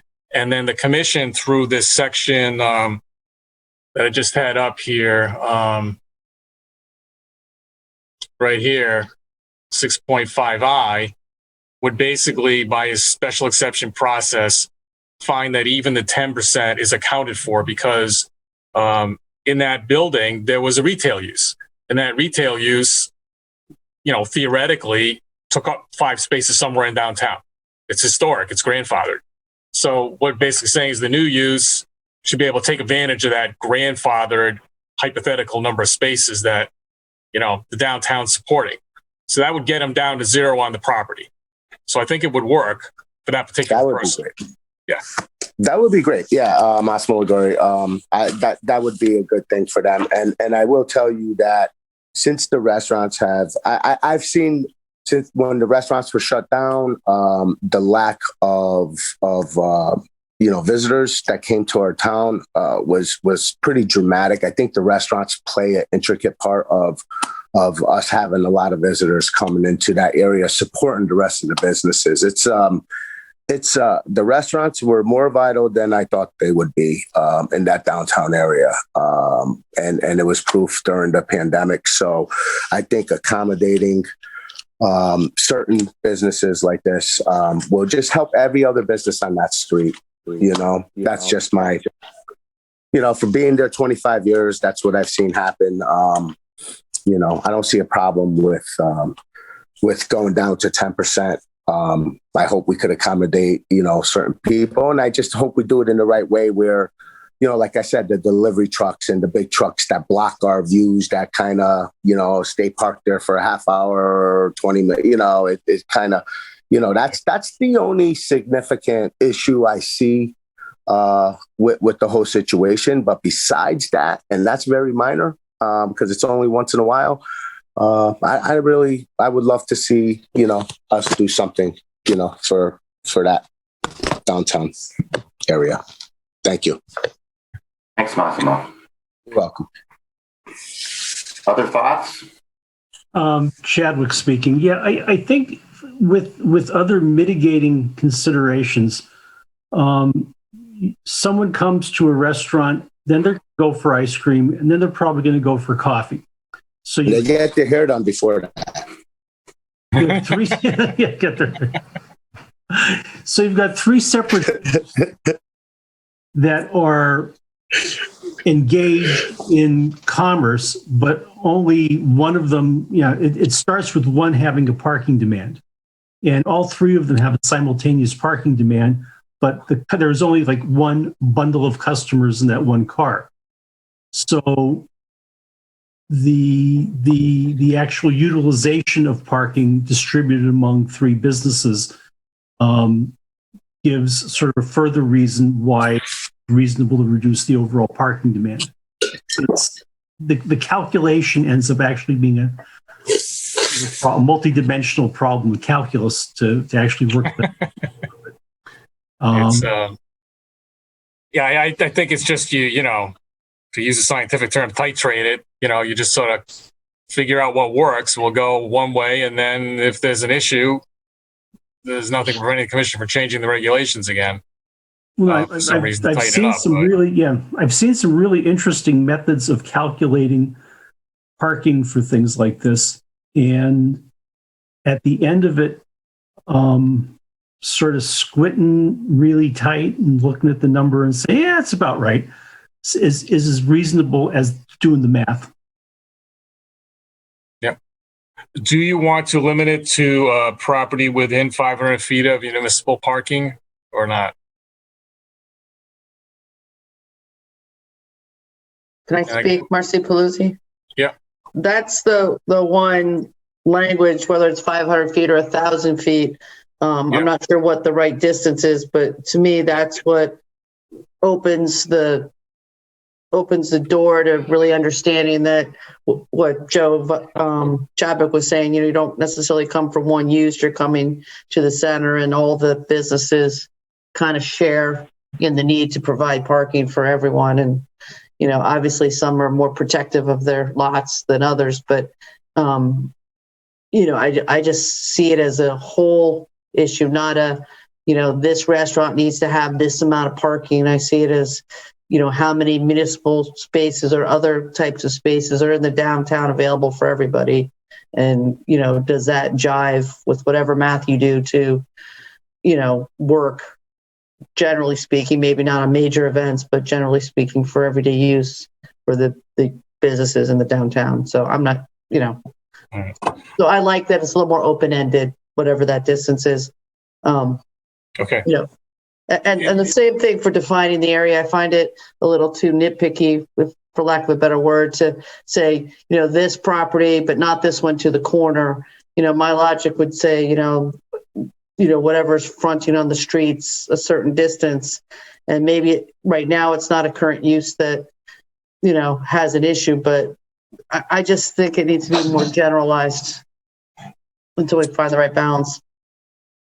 Harry Smith, town planner. So let's see if I understand. You're thinking generally okay to have some kind of distance with the recognition that it should be large enough so that, it's encompassing an area where there's a lot of shared parking, if you will, private, public, on street, and so forth. Does that make sense? Yeah, and then I would create a zone, saying all properties that fronted along Main Street from this intersection to that intersection, and and I would keep it to that, and really try to look at it as the entire block, not just starting mid-block on something. Well, I mean, we've got the district now, and it's when you start making it a little vague, I mean, it has benefits, but unfortunately, from our perspective as staff, and I think possibly even from a legal perspective, you're not crisply clear on what properties are in and out, and it becomes debatable. I'm sorry, Marcy, like take where we started. Why did we start one property in from the, if you go back to the map near Kirkham Street, why did we start one property in when that building is pretty dense? Like, I don't, that seems arbitrary to me. Frankly, it is a little arbitrary. We had to pick a line somewhere. So, we could certainly adjust it. I just didn't want to, my preference would be to go back and look at adjusting the boundaries at some other point, not as part of this, because it makes it slower, frankly, procedurally. Right. And I know the applicant wants to move. So, I think it's a good point that, is this the final boundary, Commissioner wants?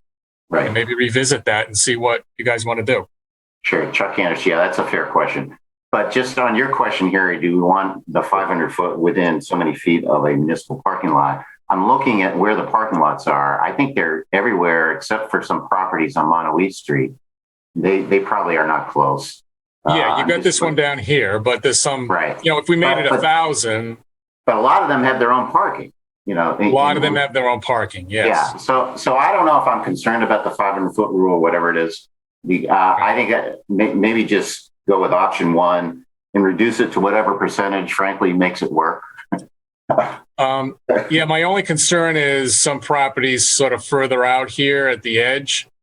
Now, this is where we just had, this is John Street. So here's the dog grooming going in here.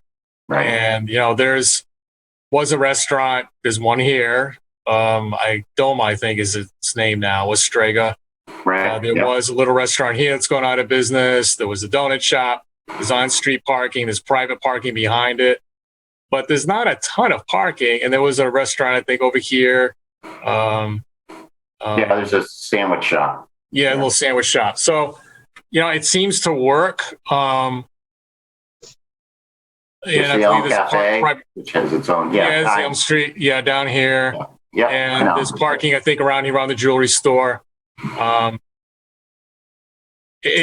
not. You guys tell me. I'm just a little. It seems like there isn't really municipal parking other than on-street parking here. It's just private parking, and right. Fortunately, we've got this extra parking around Tyler Street. Yeah, I'm okay reducing the 75% to a percentage that works. And then including a provision somewhere that you can't eliminate existing parking. Okay. If you do those two things. Yep. It gets, I'm okay. And it's, Okay. No, that does the trick. So it gives me direction. I will proceed to draft something up and likely set a public hearing if that's okay, probably for the first meeting in May, which would be the first meeting you could actually do it on. Okay. Sounds good. Great. Thank you. Okay. Thank you.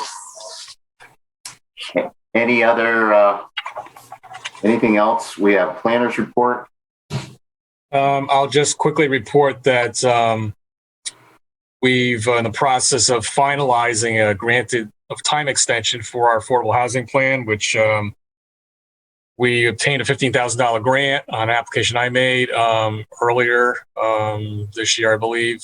No, actually last year. It's due to expire at the end of June. The regional planning agency or the council of governments is also engaging in a regional effort. And so in view of that and the fact we haven't been really quick about getting a consultant on board, and I want to take the appropriate amount of time, so I also want to coordinate what we do with the regional effort. So the time extension till the end of the calendar year has been requested, and the Department of Housing's basically accepted that. So we'll probably get, we started reviewing the consultant. We've received 3 proposals, and got a small group of folks that are going to review them and start to get this underway. But it'll be a lot slower than the original time frame we were thinking about, which would be just a few months. Harry, could I interrupt, Marcy? Are we ahead or behind of the regional efforts? We're way ahead. There's only, I think, 2 other towns in the region that are as far as we are. I think Bethany and I think Milford, if I remember right. Yeah. Well, kudos to you. Well, we have to do it by state law by the end of 2022. So I just wanted to get moving on it and get the grant because, you know, that was important. So the money was there. But thank you. You want to eliminate the screen share? Oh, sorry. Okay. Is there anything else? I have nothing else at the moment. I don't know. Evan, is there anything you'd like to add that I mentioned? No, nothing from me. Evan Browning's assistant town planner. So any other members of commission have any other items want to mention? Other than adjournment? Other than adjournment, no. I know we're looking at 2.5 hours, which is probably a record given our recent streaks. Ugh. Okay. Well then, someone want to make the motion to adjourn? Fred Russell makes a motion. We adjourn.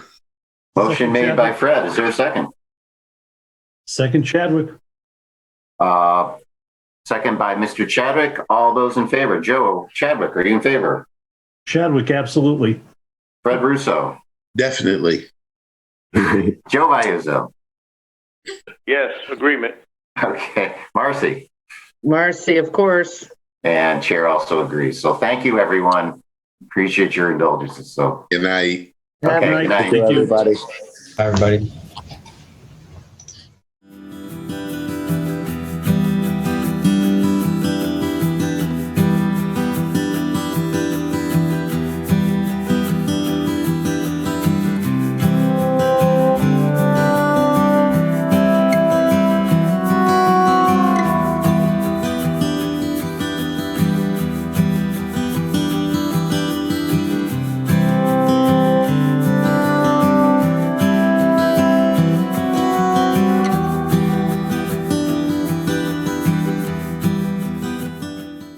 This program was brought to you in part through the support of the Town of Branford.